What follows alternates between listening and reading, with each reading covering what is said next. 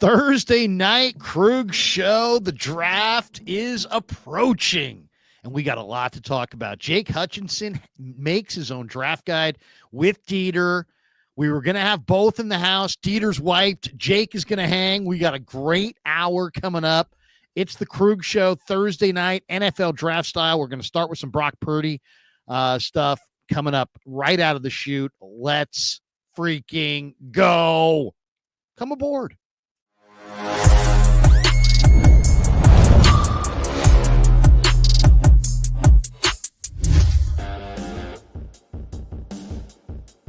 All right. Muted myself. Rookie move right out of the chute. It's not going to be that kind of night because I'm really fired up tonight. Really fired up. Say, Krug, why are you so fired up? Yeah, why are you so fired up, Krug?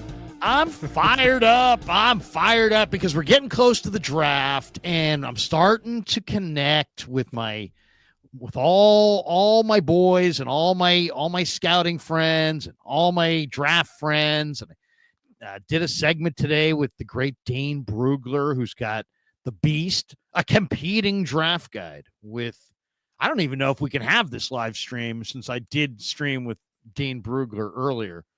But anyway, Dane Brugler is going to stop by on the KMBR weekend show. Got that ready. We got Matt Mayoko is going to join us. Todd Husak, Coach Yak. We're gonna have a really good time. We're gonna have a really good time. Anyway, I've reached out to a bunch of different people, and it's kind of changed a few of my opinions. I guess since we last spoke, I like Derek Harmon more than I've liked him in the past. I'm seeing a more well-rounded player than maybe I initially thought. But for every Derek Harmon who I'm liking a little bit more, most of the guys I like less, to be completely honest. The more I watch, the less I like. And that's because even though we build the draft into a lot, it's a failure-ridden deal, and a lot of these guys are going to suck. I mean, it's just the way it is, and some of them are going to suck that or get picked in the first round, and that's just the way it is. And it's funny because on draft day, everybody looks good. I remember when it was Stafford and Sanchez, and I was in New York working for Sirius XM. All the Jets fans, Mark Sanchez. That was me. That was me as a Jets fan, just blind hope. Yeah, he's leading us. The Sanchez, baby, Sanchez. Niner fans, Trey Lance is the next Mahomes. Trey Lance. And I'm sure they were saying, that about Zach Wilson as well in New York early. Oh, Zach Wilson's going to be great. Justin Fields is going to be the king of Chicago. All these things, and none of them worked out. And it's amazing the failure rate in the draft. So we got a lot to talk about. The draft is exactly a week away. We are, of course, brought to you, like we always are, by Pig and a Pickle, the title sponsor of the Krug Show. Check them out. They're in Emeryville. They're in Corte Madera. They're open 7 days a week. Get some barbecue. Support the show. Damon and Mary, they have a great restaurant. They got 2 locations, Corte Madera and Emeryville. They open at 11. They close at 8. They make amazing barbecue. And when they run out, they run out. So I wouldn't roll in there at like 7:45 and think you're getting everything because they do run out. It's that kind of a place, but it is awesome. And I'm a huge fan, and you will be as well. And I get people sending me pictures from there every day. Here's my barbecue. And I'm like, all right, awesome. I always forward them to the owner. So if you go, send me a picture. I'll forward it to the owner. But thanks to Damon and Mary for being proud sponsors of the Krug Show. And also thanks to Sharp Corners, Sports Cards, and Collectibles. They're at 205 Cypress Avenue in Pacific Grove, California, along the Monterey Peninsula. Our friend Anthony Catania is at 831-521-5264 for all your sports cards and collectible needs along the Monterey Peninsula. Sharp Corners, Sports Cards, and Collectibles. And, of course, as you see over Jake's head, Mancini's. If you're looking to upgrade your sleep, now's the perfect time. Our friends at Mancini's Sleep World are kicking off their spring clearance sale starting March 25th, and you don't want to miss any of the deals. So up to 80% off select mattresses, but you're getting 10% off when you use our exclusive code KRUG10. So Mancini's is awesome. You get a 365-night guarantee. You get a next-day delivery. You get the best price guarantee. So the spring sale goes from March 25th through April the 28th. So it ends right around after the draft. So don't wait. Click the link in the description. Shop now. Experience better sleep with Mancini Sleep World. Click in this description and make sure you use that code Krug10 so you'll get that discount. And the discount's 10% off. So you spend $5,000 on a mattress, or 10 grand on 3 mattresses or something like that.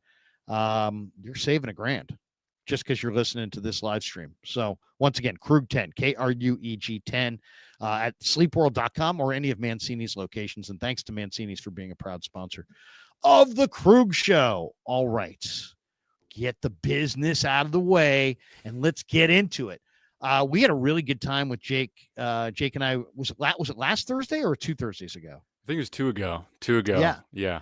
And we really chopped it up and got into it. Jake is I'll just say it because you're too humble to say it for yourself. Jake is probably one of the more knowledgeable football guys and draft guys that there is. And he and Dieter have put together their own draft guide, and it's only $4.99. And all you got to do is follow Dieter and Hutch YouTube channel on YouTube, Dieter and Hutch, and it's $4.99, and for that you get the draft guide. And Hutch, tell us about the draft guide before we get into the Niners stuff. We're going to get into some Purdy talk out of the chute, but pimp the draft guide, because there's a lot of people here that I'm sure would support your guys' channel and get your draft guide. Yeah, so it's been a passion project for the last 4 or 5 months. Something that like Dieter and I started almost as a joke. We're like, what if we did a draft guide? And then it becomes not a joke, and then you're watching insane tape of Marlowe Wax at a Syracuse, and you're like, what am I doing with my life? Why am I doing this to myself? And so, kept grinding, and now it's finished. Finally came out this Monday, 225 plus individual player evaluations, 147 pages, and each player you'll see icons. So if somebody's fast, someone's slippery, you'll get little icons to denote that. If they're great in man coverage, if they're really strong, if they're a bull rusher, if they're somebody who's a little feisty, you get little icons at the top, and you get superlatives too, to sort of, break down who these players are. So yeah, you just go to our Dieter and Hutch YouTube channel, join as an official Sicko member. It's $4.99. We really put a lot of work into it, and I'm pretty proud of it. It was a lot to do. You might disagree with the rankings, but there's a lot of insight in there that I think most people, and it comes from a 49ers focus lens. So I think most of your fans and most of the people following this channel will really appreciate it, and it'll be great, going into the draft and after the draft actually happens, and figuring out who your team drafted and what you're looking at. There's a lot of sentiment in the chat there that El Camilo Dorado, does Larry even care anymore? I was rapping with my man Jake. We were waiting for Dietz. Dietz, had some stuff going down. He's got little kids. He's got a family to deal with. We were seeing if Dietz could make it, and then Dietz couldn't make it, which is no sweat because Jake and I could do 17 hours in our sleep. Literally. But we just wanted to give Dietz some proper time to see, because we know you guys love him, and we know he's really great, and we wanted to do the 3-man weave. But Dietz has, got 2 little ones, including a brand newborn. So it's not that we didn't care. I apologize. I hope first of all, I'm always running Larry late, like 5 to 10 to 15 minutes late. That's normal for me. But you're right. I got to be more on time, and I apologize to the audience for being late. But yeah, I do care. I do care. You probably care too much, to be honest. I care too much, damn it. Andrew H says, hello, Larry. Hello, Andrew. Are you going to go ape tonight? Yes, I am. Right around 10:30 Pacific. Tune back in. You will check it out then. WK, when has Larry ever been on time? Oh, now they're really getting to me. Listen, you people. No. Anyway, I appreciate every single one of you. I apologize for being late, but we were just waiting on Dieter, and we wanted to see if Dieter could make it, and it just wasn't going to happen. So anyway, I appreciate all of you guys, and I would appreciate all of you guys ordering Dieter and Hutch's YouTube channel and getting their draft guide, and then give us the reviews. I'm going to check it out. If you hate it, that's fine. But yeah, it's a first effort. Give me some feedback. It's a first year. I mean, this is the first of many. Rome wasn't, built in a day, as they say. All right, let's get to the topic at hand, which is, of course, is always the 49ers. And Matt Mayoko is also going to join me on the Saturday draft preview show, so check that out. And Matt went on KMBR today, and basically was talking about the Purdy negotiations. I think the question was like, hey, Matt, what's the latest? And he said the latest is that the 49ers have made an offer. It's kind of sitting out there. Brock Purdy in his camp, and I don't know how much involved Brock is. I'm sure the agent is shielding him from a lot of this stuff. But the offer the 49ers have made isn't one that Brock Purdy's side is inclined to take at this point, nor will they. That's interesting. So, in a way, in a very polite and non-confrontational way, there's one word that I would use to describe what Mayoko is just describing there, and the word is impasse. Is it not? I mean, Yeah. The Niners have made an offer. It doesn't sound like they're in any motivated way to up their offer based on what this says, what Matt's saying here. The Niners have made an offer. Obviously, we don't need Matt to tell us that it's not to Purdy's liking because he hasn't signed it yet, right? So if he had signed it, that means it is to his liking. If he hasn't signed it, it means it isn't to his liking. So that part is the obvious part. But the last three words there, nor will they, was like, I've talked to the agent, and the agent said that, we're asking for X. The number they're at we're not going to be there for that number. Yeah, I mean, that checks out, right? The Niners are a huge pain to do business with. They love to let stuff linger. They like to make it painful. And every indication is that it's going to be painful. It's going to be like pulling teeth, even though, Jed's out here pretending like it's an easy deal to get done. And even though he's not the one negotiating the deal, but that's how they've always done business. It's always lingered for the most part, unless it's like a second tier guy where they get it done quietly in the season, like Greenlaw or Diamador Lenore. But for the most part, it's going to be a pain, and that's where I see this headed. I'm interested, though. Does it linger throughout all of OTAs, or does it get deep into training camp? I wouldn't be surprised if it does.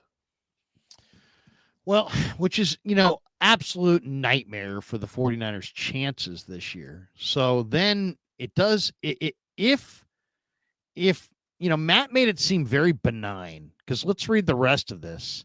So Matt says, so it's just a matter of trying to find that right number. I think Purdy's camp, it feels like the market is set. The market is what it is. In other words, that sounds like I've talked to the agent and he's basically said that. And they believe that he's earned it, which I know because I as well have talked to Kyle Strong, and that's exactly the sentiment that he expressed. And he's absolutely right to express it, by the way, in my opinion. So, and then Matt goes, Jed York referred to Brock Purdy a couple weeks ago as a top 10 quarterback. So we'll see how this plays out. But right now, from my understanding, it doesn't sound like anything's close. There will still be, I'm sure, a few more offers exchanged here in the coming weeks. Everybody seems to be confident that he'll get done eventually, but it's just kind of this back and forth. So, and then he goes on to say, I'm not sure there's a lot more that could happen on the quarterback market that would change how this deal would be structured, or the average per year, or the signing bonus money. So it's a process, and nothing much has changed over the last couple of weeks. So the question is this. I mean, what the draft is coming up. The Niners already kind of played hardball with Purdy by bringing in Mac Jones. But they also, if they really, we don't know like how dug in these sides are, and how far apart they are, or is the agent at 65 and the 49ers are at 40, or is the agent at 65 and the 49ers are at 45? That's a big difference. Yeah. And then the question is, and let's, back to kind of refocus on the draft, because obviously the Niners have said Brock's our guy. So we have no reason to think that Brock's not their guy.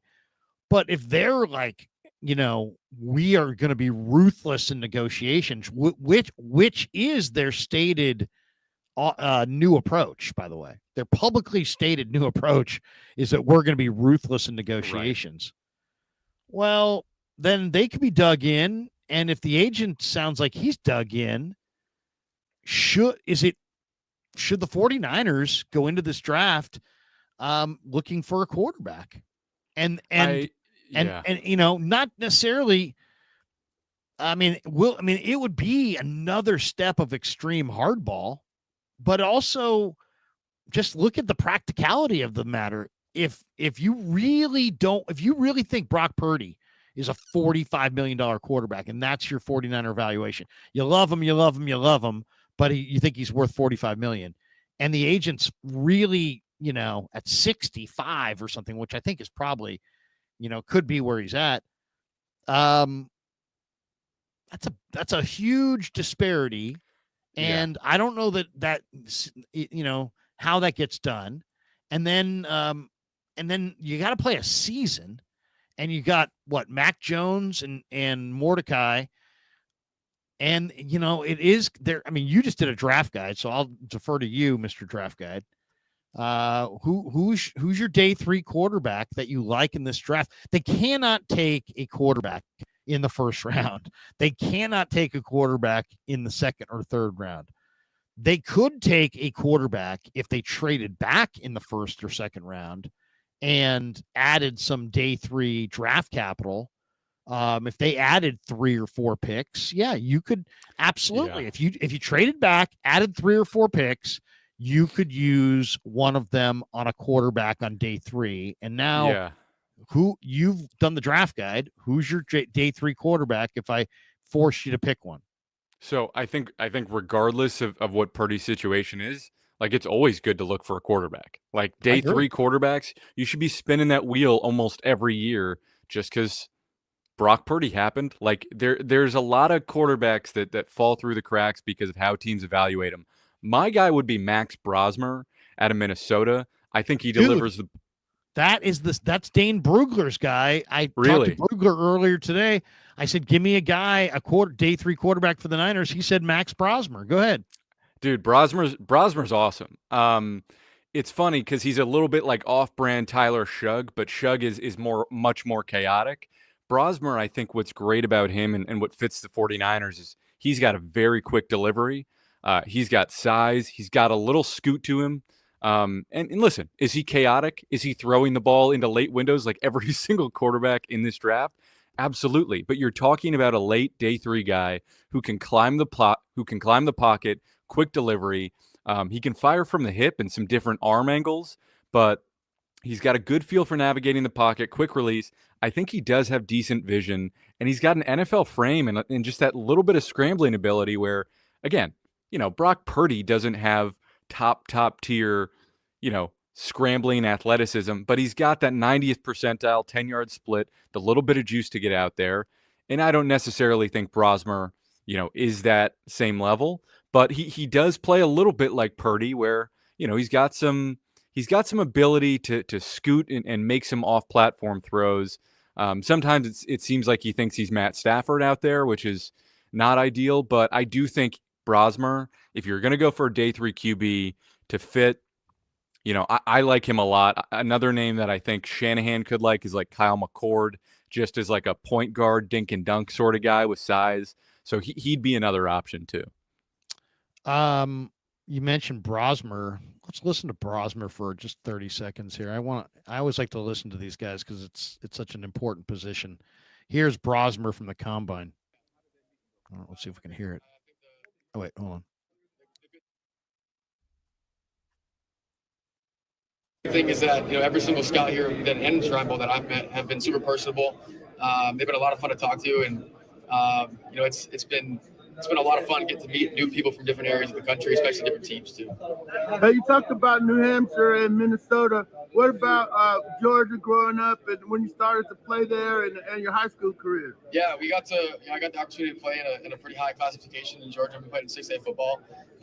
Coached by Coach Michael Perry, his brother Tyler Perry, and Coach Lynn Marsh. And they ran an outstanding program. They had some really cool years in Gainesville, and we got to do that here at Centennial. Had a great team around me, and it was a blast. Every single Friday we did something new on offense and on defense, and it was just fun to be a part of. Where I got to be kind of the ringleader of that and be the commander on the field for that offense. Threw the ball around like 56 times a game, which is a quarterback's dream. And I kind of look at that as kind of the starting point of my career. The kid sounds good. I'll say that. He kind of looks like a car mechanic, but he's. I like how he plays quarterback.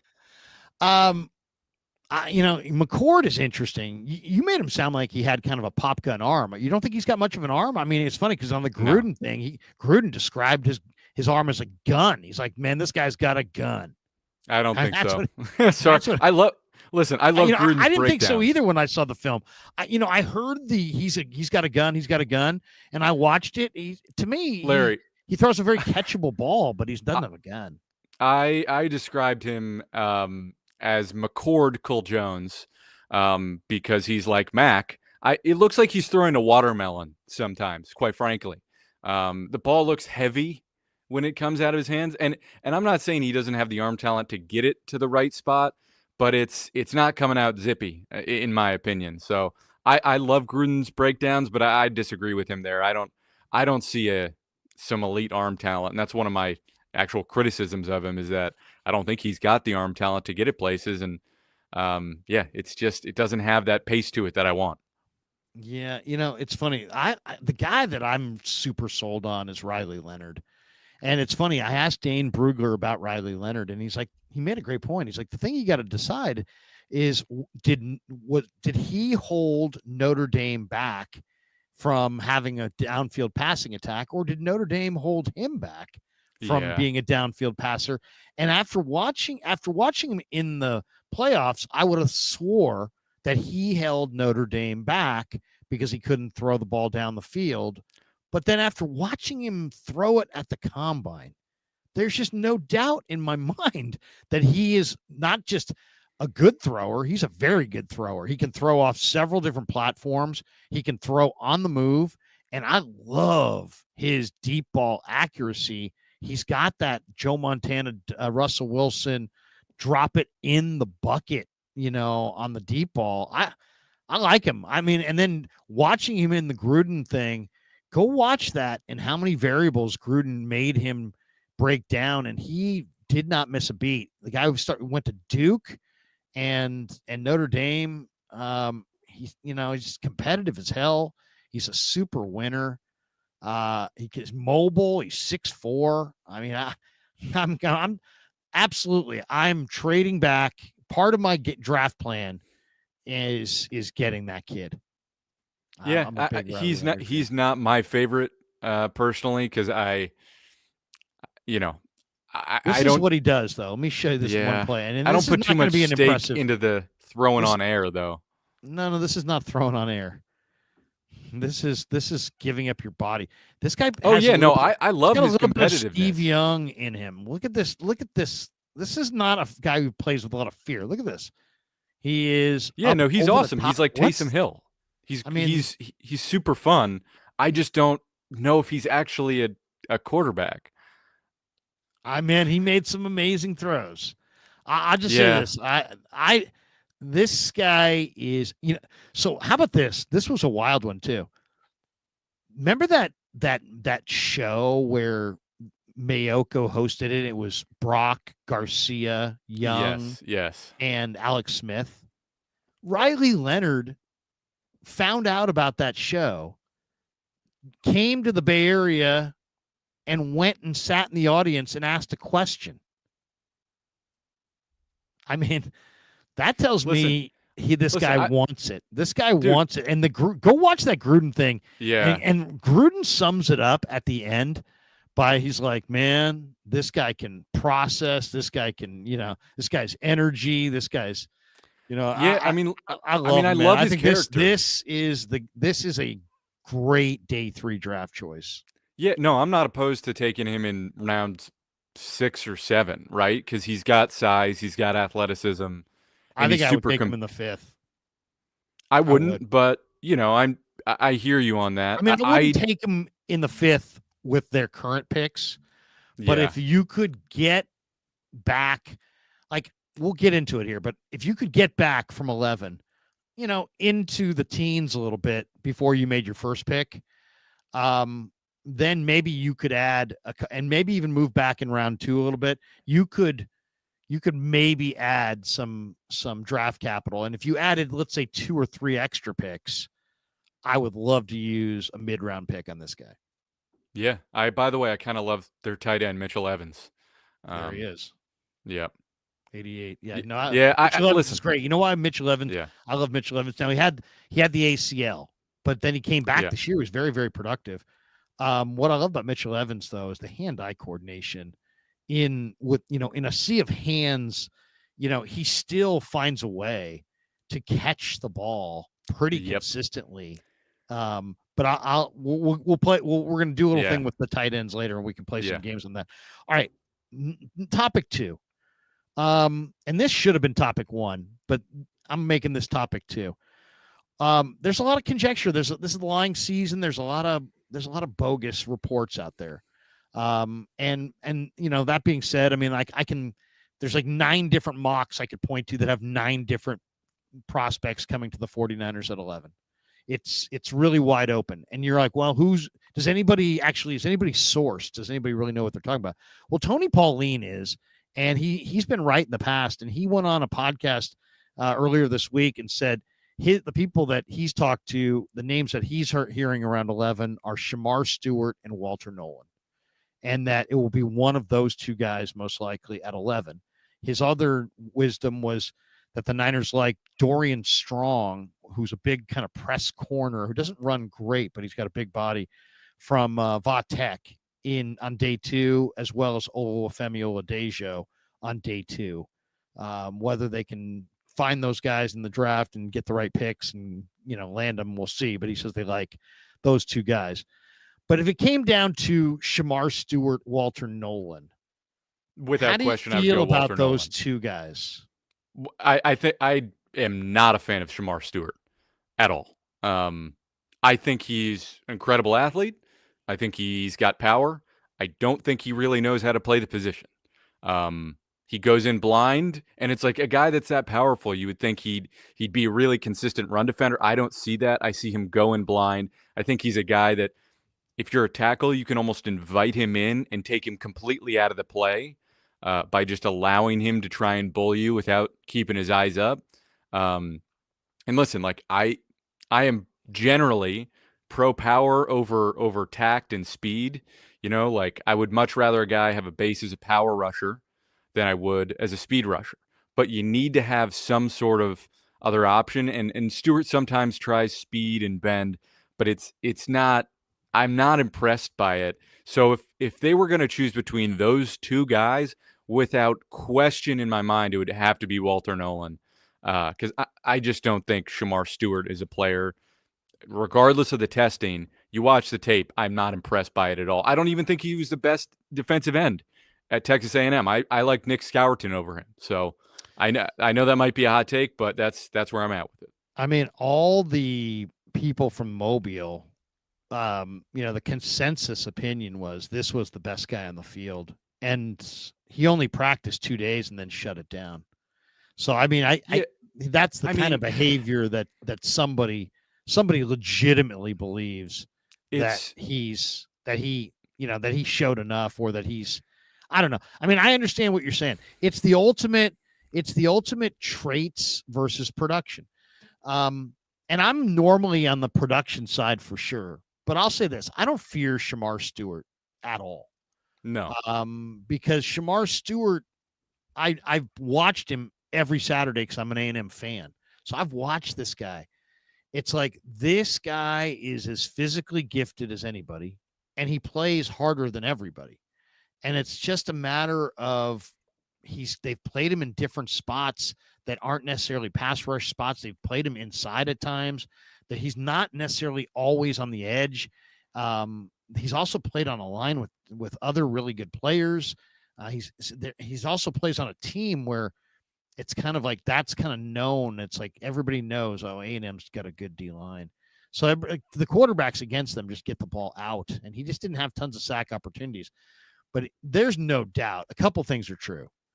This guy is talented as almost anybody, and this guy plays harder than almost everybody. So I know what you're saying. I totally know what you're saying. I mean, the production isn't there. He's got 1.5 sacks. It's not even production, because I can excuse lack of production. Again, we totally disagree on Michael Williams, and we'll talk about that. But like the tape, like I gotta see the ability, the understanding of how to play the position, and I just don't see it. Yeah, I see a guy who's so overwhelming as a size speed guy that he's absolutely going to be really good. I just think that, you're talking about a guy who the 49ers are bad against the run, and this guy's great against the run. Interesting. But you don't like Michael. No, I don't like Mikel because but he's better against the run than Stewart is. Well, I mean, he's not as big, and he didn't play nearly the same kind of snaps. I mean, Mikel Williams only played. I mean, it's in the draft guide. It's in the Brugler draft guide. He didn't play. He only played he played in a rotation. So it's just he was also playing on an ankle that was destroyed all season long. But he was playing a rotation. Georgia does that. But then here's the other thing. There's nothing there on this prospect, because when you go and look at it closely, he's not the traits aren't there. Oh, that's not true at all. That's not true. He looks like the player. He looks like a player. I mean, I'll read you. I'll tell you exactly what Brugler has to say about Go for it. him. I mean, this is, to me, I mean, first of all, you're talking about a guy. This is what he says about him. He doesn't have consistent rush plan or arsenal of secondary moves. Too much wasted movements with his hands. Reverts back to strength, which I totally see. I see that repeatedly. And I see that as well at times with Robert Beal, believe it or not. Gets too upright at the snap. Beal's a terrible player, but moving on. But Beal is 6'4", 260, and runs but Beal's not. 4.8. Beal has no technique whatsoever. I'm just saying, he's a big, strong, fast guy that doesn't produce. Comparing him to Michael Williams. He just gets too upright at the snap, which allows blockers to get underneath and halt him. Low-end tackle production. Stats don't match traits. That's expecting. See, and this was a report that was done probably before the testing. So to say that, low end, when the stats don't match the traits, but then when you go to the traits aren't there. We're going to get to that.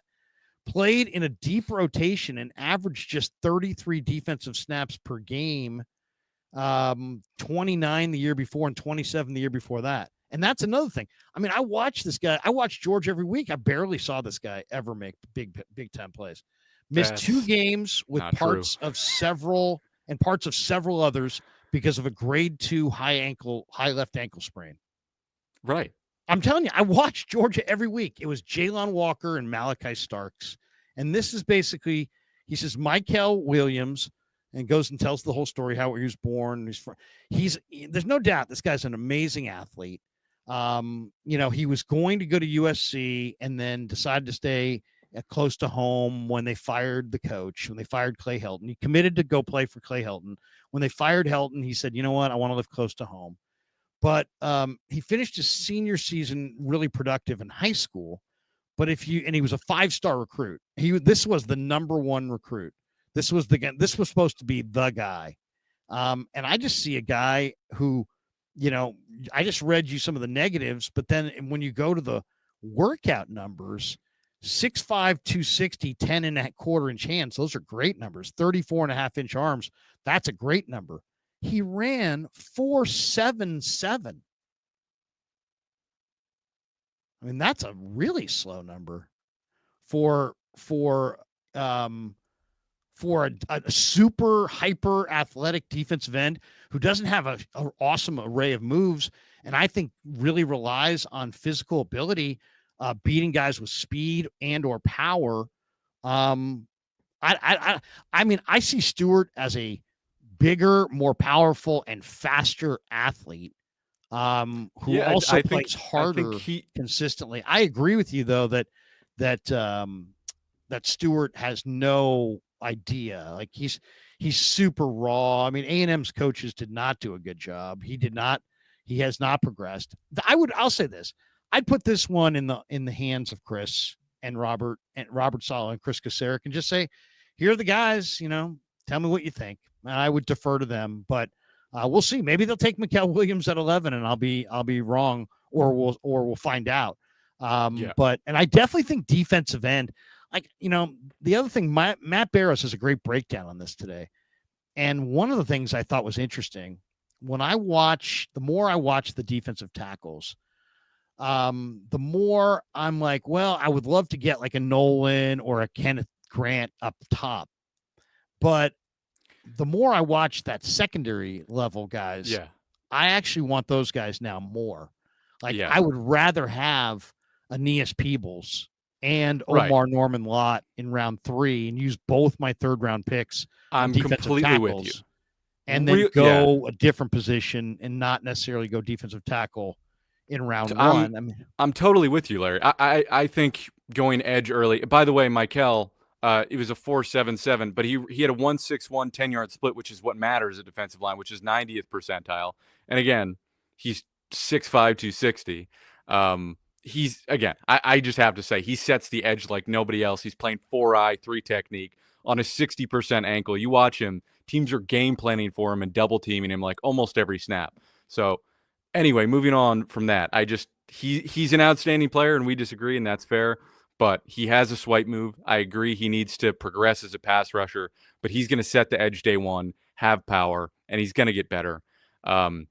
And when he's going to be healthy, it's going to make a massive difference. But I do agree going defensive tackle at 11 is probably not the move. I think you can go edge if it's Walker, if it's Mikel. I don't think Shamar Stewart is the right play, but I get betting on the traits. Whatever. I just don't like him as a player. But I do think a lot of the corners in like late round 1, if you were to trade down, trade back up, try and get like a Trey Amos at the end of round 1 or something, or Maxwell Hairston. Totally see that. And then I'm with you. I think there's a ton of guys in round 3, Aeneas Peebles, Vernon Broughton, CJ West, just a ton of great guys with like round 3 value that I think you can pick up 2. You can pick up 2 instead of, spending 11 on a guy that's, got great upside, but is actually more of a question mark than some of these guys in round 3.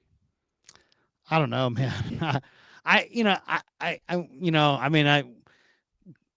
always like to go to the game log, and Mikael Williams had no more than 3 tackles in every single game all year, except for UMass. Larry, I'm talking about the tape. I'm talking about teams double teaming him every snap, and he's still closing the pocket.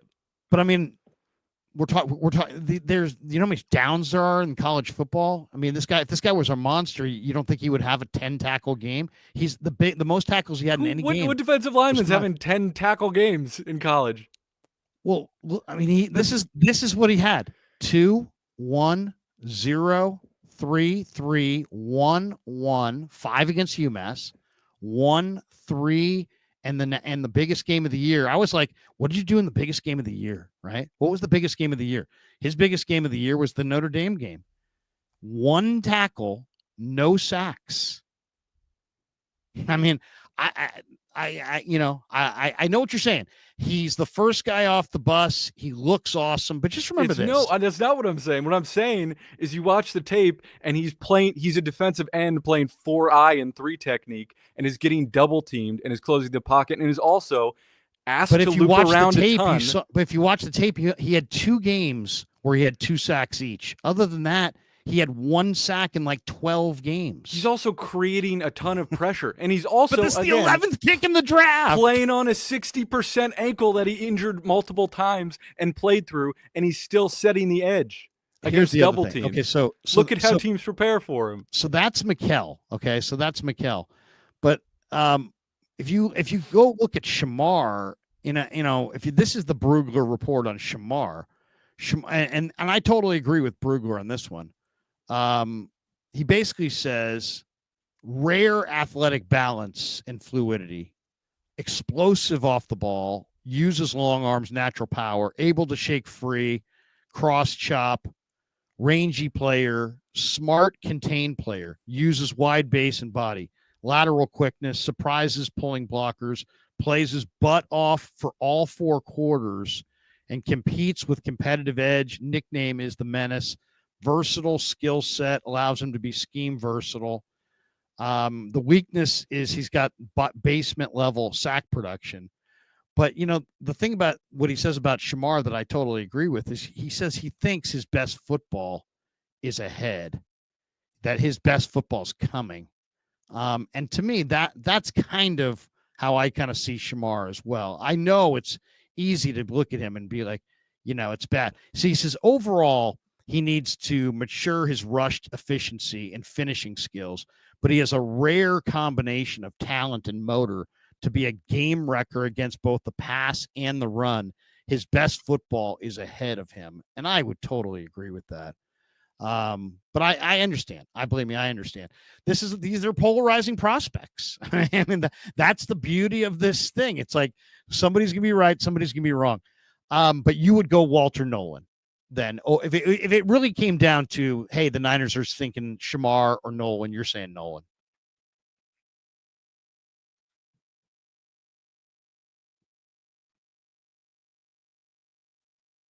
Did we lose Jake? What happened? What happened? Did we lose Jake? Jake fell out of the. Oh, there we go. There, Jake. What happened there, Jake? We dropped you. I don't know what time. Oh, wait. There my dog just decided to pull out the internet on me. So if it came right down to it, on the Pauline story, Shamar Stewart, Walter Nolan, you're going Walter Nolan. I'm going Walter Nolan. Yeah. Without question. But okay, here's the thing on Walter Nolan, and there are negatives on all these guys.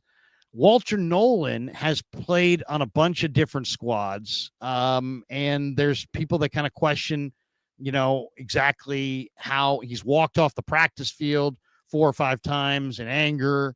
There's obviously some questions about maturity. Brugler, for example, has Harmon. He goes Mason Graham, Derek Harmon, Kenneth Grant, 1, 2, 3, Walter Nolan, 4. I see a lot of, first of all, Walter Nolan was a 5-star. He went to A&M, played a couple of years there. He's from Powell, Tennessee, 1-year starter for Ole Miss. I played in the 4-2-5. I just see a special player as far as I agree. He's incredibly fast to the ball.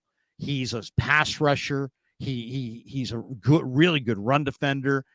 Greg Cosell, who I think both of us know a little bit about this as well, said that he was the best defensive tackle he saw in the class, and that he reminds him of Jalen Carter. And he reminds me of Chris Jones. And I love Chris Jones. And when I say that, what do I mean by that? You could play Chris Jones at defensive end, and you could play Walter Nolan at defensive end. He's got that kind of body lean and pass rush and athleticism.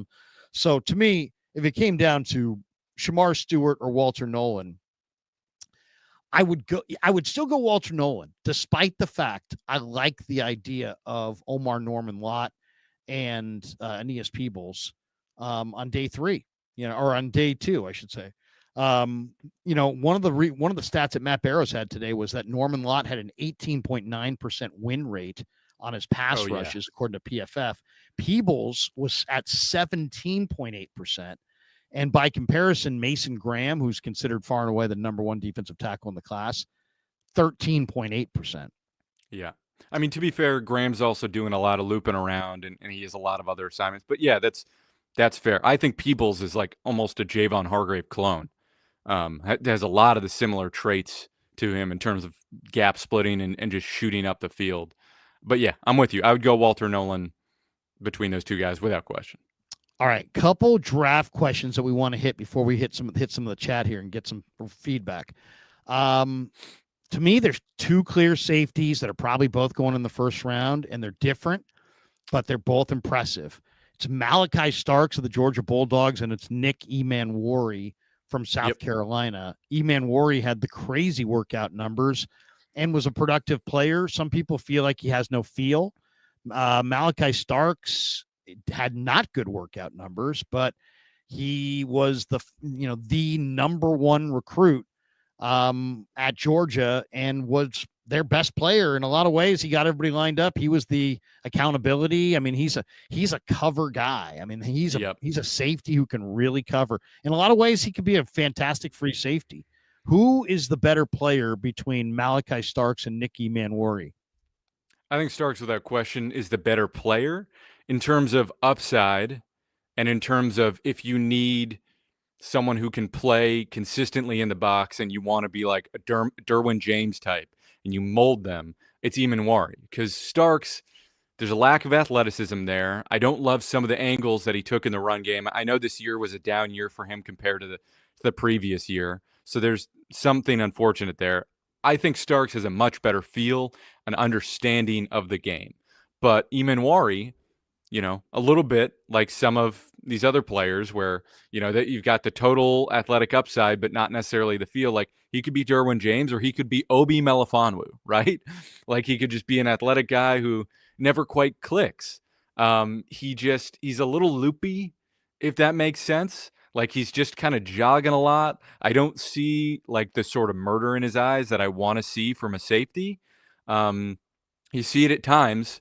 But, I just wonder if there's a little hesitancy in his game and some sort of questionable angles. But I do think that's stuff that can be taught, and the athleticism can't be taught. Yeah, it's funny. I asked this to Brugler, and Brugler's like Nicky Manwari.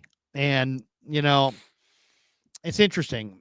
And Malachi Starks was such a good college player, and he's a big, rangy, athletic player, but he's kind of a slowish jumbo corner with great range, and it's like and in a lot of ways he could be a perfect player to be a real star player at the next level because free safeties have to cover, and I think he can cover pretty well. I agree. But I would go for Eamon as well. Eamon is just a big, rangy, super fast guy. Now I know there's some things to be worked out there, but I think he's got all range. I think he's got enough ability to play in any role. I think you could play him as a linebacker. You could play him as a strong safety.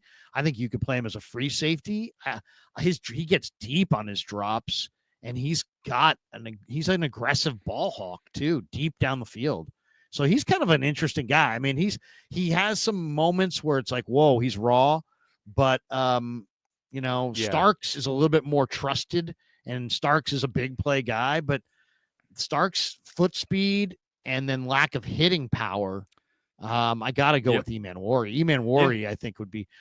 What do you think of Eamon with Malik Mustafa if the Niners traded back? I don't know if I'd want to take him at 11, but what would you think of a trade back involved with? Where do you think Eamon comes off the board? In the 20s, probably mid-20s, something like that. He could go earlier just because of the athletic traits. But again, safeties are not a premium position and not something where there's a lot of surplus value in drafting them in the first round. I agree with you that he should come off the board first, just in terms of the athleticism. But I do think he's going to be a really, really frustrating player to watch as a rookie. Like he's going to make some bad mistakes. He's going to look lost out there at times. But if it clicks, he could be the best safety in the league. But he's got he's got a medium low floor. Just the athleticism helps a little bit, but the floor can be fairly low. But the upside, if it clicks, is absolutely monumental. Barrows had a great piece, Niners beat writer from The Athletic today, about trying to narrow down the field of picks and trying to get a handle on who the Niners may actually take, right? Which is kind of an exercise a lot of 49er fans are doing right now. And he says the best way to tell which prospects the Niners are interested in, or at least what positions they're targeting, is to find out who paid them a visit. He said last year, Dom Pooney, Jacob Cowing, Tatum Bethune, even Evan Anderson all paid the Niners visits. In 23, they hosted 5 of their 9 picks: Brown, Latu, Luter, Willis, and Jalen Graham. They also conducted a private workout with Jake Moody. The year before that, 5 of the 9 draft picks also visited, including the first 4 players they selected. So it's interesting, are the visits predictive? It's interesting. And as far as the first round goes, the Niners had pre-draft visits with Solomon Thomas. and Nick Bosa, but they didn't host Mike McGlinchey or last year's pick, Ricky Pearsall. That was a surprise pick. Then, of course, other years there was the pandemic, and the Niners didn't necessarily have a first-round pick because of the Lance trade. So, anyway, what do you think? I mean, the 30 visits, I'll give you the guys who were 30 visits, and you give me one per grouping that you think is going to be a 49er, okay? Because the odds are it will be one of these guys. All right, the 30 visit D tackles, Walter Nolan, Darius Alexander Toledo, Omar Norman Lott, Tennessee, and Aeneas Peebles, Vatek. I'm going to say Peebles. Because if they keep up their philosophy, I don't think they're going to change their philosophy. I think they might need to, about getting guys who can actually hold up and stand in a gap, not as their entire approach, but guys that can actually hold it. But they have always favored guys with big broad jump who try and get upfield, who split the gap and they shoot it, which is great in the pass game, leaves you really vulnerable in the run game. I think Peebles is like the perfect example of that. And I don't think he's, a total schlub in the run game, but he is hyper aggressive. And I think that's just, if we trust everything the way they've evaluated D tackle, he fits that mold. Yeah, it's a good one. I agree. I like Aeneas Peebles. It could be Omar Norman Lott as well. I mean, anybody who has Lott in their name should be a Niner. And there's some knee concerns there with Norman Lott, but yeah, I love his tape. Yeah, he's coming off the board. I think the PR on him's out though, and I think he's coming off the board earlier than Peebles. Yep. So that for that reason, agreed. I think it's more likely to be Peebles. All right, offensive tackles: Kelvin Banks, Josh Simmons, Josh Connerly, Anthony Belton, and Ariante Ursary. So, if I was to choose a surprise pick at 11, it would be Josh Simmons. I think he's the best tackle in this draft, like clearly. I have Armand Membu ranked above him because Membu doesn't have any health concerns. Membu's a supreme athlete and is probably the number one guard in this draft too. That positional flexibility and the health, that's why I have Membu above him. But in terms of pure tackle, Josh Simmons is outrageously good. And if he's healthy, and if you were going to say, all right, we don't usually draft a tackle, but this is the guy, I could absolutely see them, see number 71 from a left tackle getting out in space and moving, and them falling in love with him, because it's almost impossible not to if you watch his tape. I don't think that's how this is going to go, but if I was going to pick a surprise player, it would be Josh Simmons. But out of that group, if you're going to ask me, like, who do I think is sort of likely for them to take? Third round, Anthony Belton, because he can play guard for you too, and that guy stones everybody. I don't necessarily think he's in their usual mold, but like, you watch him and he does not let anybody move his anchor. Like, he sets that thing and you can forget about it. So I like Anthony Belton. I think he's much cheaper than some of those other prospects. If I had to bet on any of those guys, I would say Belton and then Simmons. Yeah, I'm going Belton. And it's funny. Brugler mocked Belton to the Niners at 75. I love Belton, man. I love Belton all year. 3-year starter at NC State. He played left tackle in a zone blocking scheme. I mean, a little like Pooney. I mean, he's huge. This guy's 345 pounds. He could play. I mean, you could put him at left guard if you wanted to, but I don't think they would.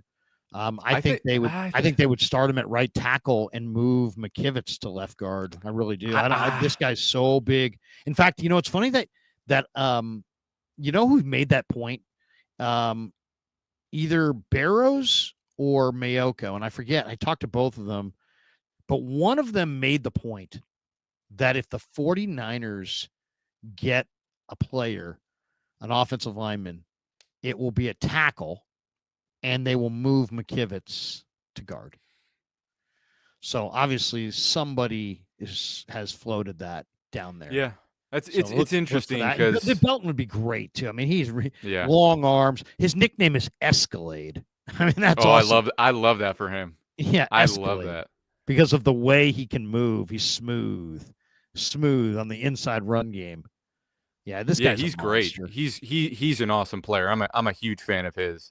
I called him Anchorman. That was my superlative for him. 6'5", 338. 10 and an eighth inch hands, 35-inch arms, 84 and an eighth inch wingspan. 5.26 in the 40, 1.82 on the 10-yard split, though. That's pretty good for a man 345 pounds. Yeah. I like Ursery as well from Minnesota, and I think Ursery really moves. He's really quick, so I like the quickness of Ursery. But I would take Belton out of that group. Defensive ends, it's Mikael Williams, it's Shamar Stewart, it's James Pierce, Elijah Roberts, and the guy who I'm having on the show Monday, David Walker from Central Arkansas. What do you think out of this group? You believe Mikael? I do. I actually do. But they could just bet on traits with Shamar. I wouldn't be surprised with David Walker in the late rounds either. But I think it would be Mikael. Here's the one thing about Mikael that makes me think that it won't be Mikael, and this is just maybe hope on my part because I'm not a big fan. He was going to the draft, and today him and Jackson Dart said they weren't going to the draft. And something tells me that when you decide you're not going to the draft, it's because you're not going. I doubt a guy is going in the top 12 if he's deciding he's not going to the draft. I think he might go in the 25, 26 range. Doesn't want to sit there all day. That'll be my guess. And Dart too. Dart, I think, I was surprised that he was on that list at all. That Dart was going. Yeah. Well, a lot of people think. Some people think Milroe is going. So yeah, that's weird too. He shouldn't go either. Of this, no one should go to the draft. By the way, unless you're like a guaranteed top 5 pick, don't go. Why not go? Have a big old party somewhere. Have a party at home. It's going to be more fun at home. Yeah, it's a once with your whole family and your friends. It's a once in a lifetime thing. Go to New York City and the whole deal. It's a once in a lifetime. Is it in New York? Well, not normally it is. This year it's in Green Bay. Yeah, this year, I'd rather stay. Well, that's probably why. He probably thought it was in New York, and he found out it was in Green Bay. And he pulled the ripcord. That's it. I love Green Bay personally. Exactly. He's like, hey, man, I'm going to be, going to clubs, and there'll be restaurants and nightlife. Wait, I'm in Green Bay. No, I'm going to Kroger's. No. David Walker, though. I'm going to go David Walker. He was coached by KJ Wright in Mobile. And I just think the Niners want Oluwafemi Oladejo and David Walker. And Walker's short, but 82.5 tackles for loss in the last 4 seasons. He's had at least 8 sacks in all 4 seasons. He reminds me of Josiah Stewart a little bit, but much cheaper. Great leverage. Great leverage player. Short, but leverage. And, I know these guys are normally 6'5", 6'6", and obviously you'd rather have them like that. But they're not always. But there's some good short rushers. There absolutely are in history. Well, Nick Bosa's talked about it, that it's easier for him than his brother Joey because Joey's taller, and so Nick has better leverage because he's lower. He doesn't have to fight the battle. The pad level battle is hard. Well, and also, it's just also exactly. You're the smaller you are, the smaller the surface that the offensive line have to put their hands on you. But then also, it's just when you look at the way these guys, it's all about how well you move at that size. Can you contort your body? How great of an athlete you are. There's been some really good short rushers. I kind of think the guy the Niners have right now, Sam Aquinu, is a really good kind of short rusher. He's very powerful. He's 275. He's really strong. He's an underrated player. That is an underrated player for sure. He's a great player. He's awesome. And Walker was ultra productive in college. So we'll see. At linebacker, Chris Paul Jr. and Kane Medrano. And when I asked Brugler about who he thought was the best day 3 undersized linebacker that would fit the Niners, he's like Kane Medrano. Big time. Dude, you watch. He said Kane Medrano. That's right. He said not Schlesinger, Kane Medrano, the other UCLA linebacker who ran 4.46 for the stopwatch. There's so many guys though that are bigger hitters than Kane Medrano, but I hear you, he runs well. Yeah, but like you watch UCLA and you're watching for Schwesinger, and you're like, who is that other guy that's flying across the field like a lunatic, tracking everything down? It's Medrano. I'm with you. I think there are guys that are bigger hitters, but again, that's not what a modern linebacker has to do every day. You need to have violence, but I think he brings that. I like Medrano quite a bit. Yeah, the only thing is, I would think you're gonna have to probably take him a little earlier. I mean, that's a 4.46 linebacker is probably gonna go in the third round. Chris Paul he is might be around interesting 4 too. guy. Yeah, He was Matt Barrow's draft crush. Chris Paul is what I love about Chris Paul is that the Niners lost Greenlaw. They lost the guy who, like, it meant everything to Greenlaw. Oh yeah. And that's what hurts so bad.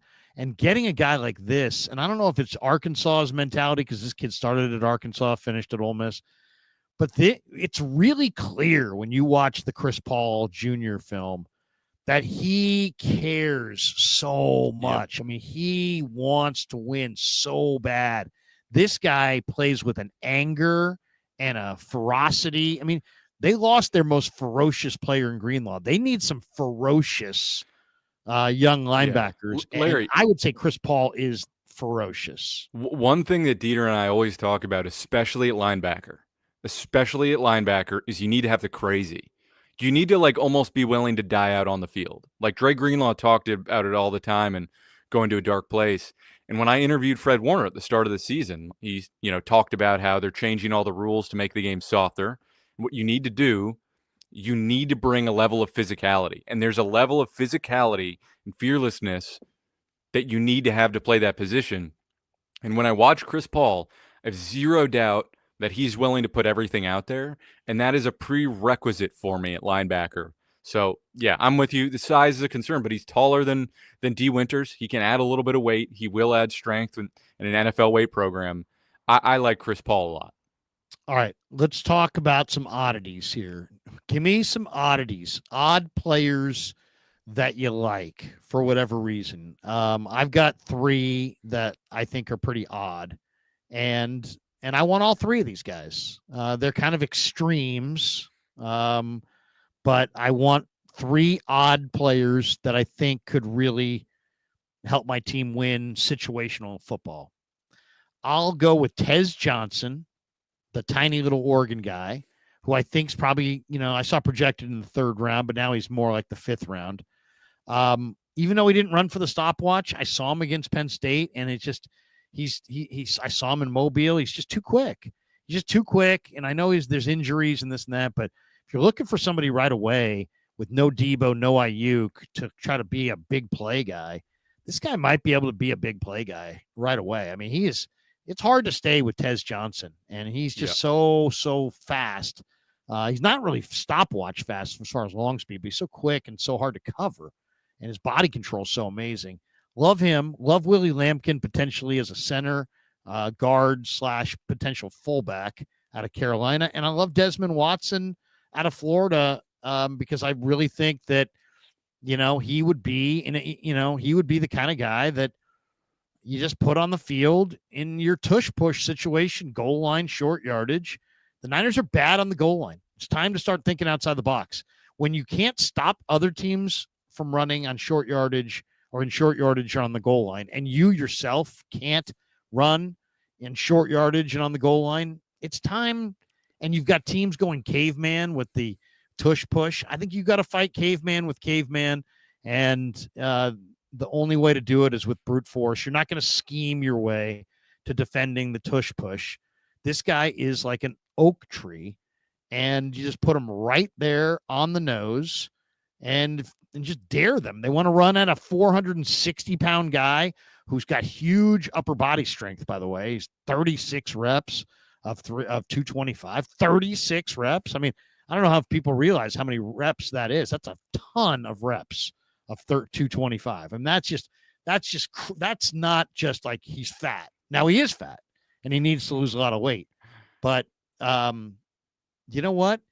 If you can have, some teams have had multiple punters, multiple kickers, you probably make this guy inactive most of the time, but you go up against a team that does the tush push, or you need some goal line, stoppage. I mean, he's a goal line specialist.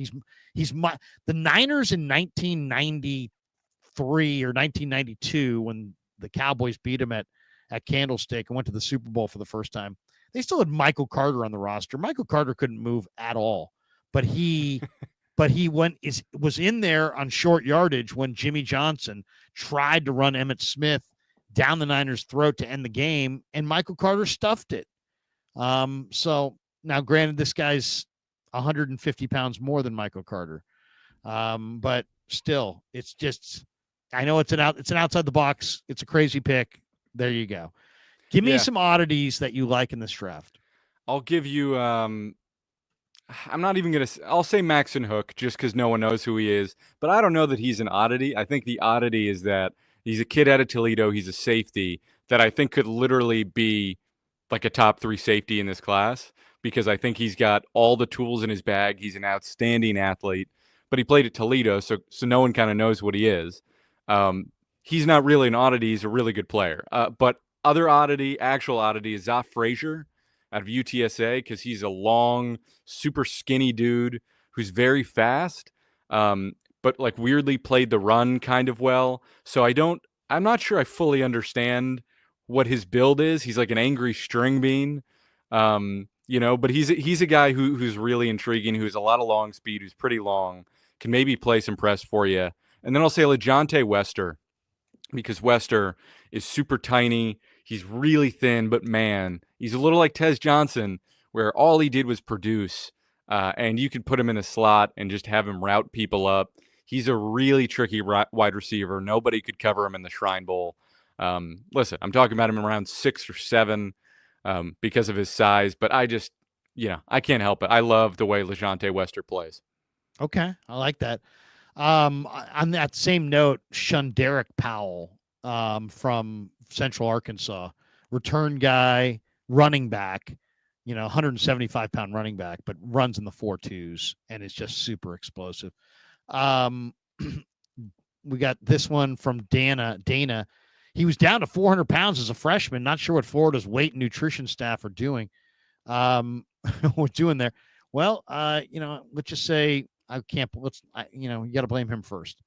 49 problems. Larry, your thoughts on draft prospect, defensive end, Ahmed Hussein from Boise State. I discovered him on the SF Niners with Brad Graham's interview. Amazing story.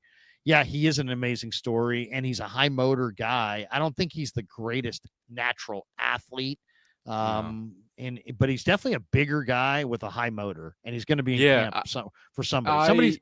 Somebody's going to have him in camp, and he'll compete for a job this summer.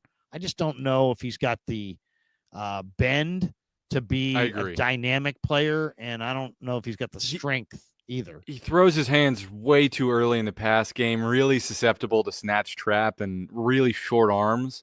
But he's a gamer. Like, he gets involved in the run game, and he's pretty tough.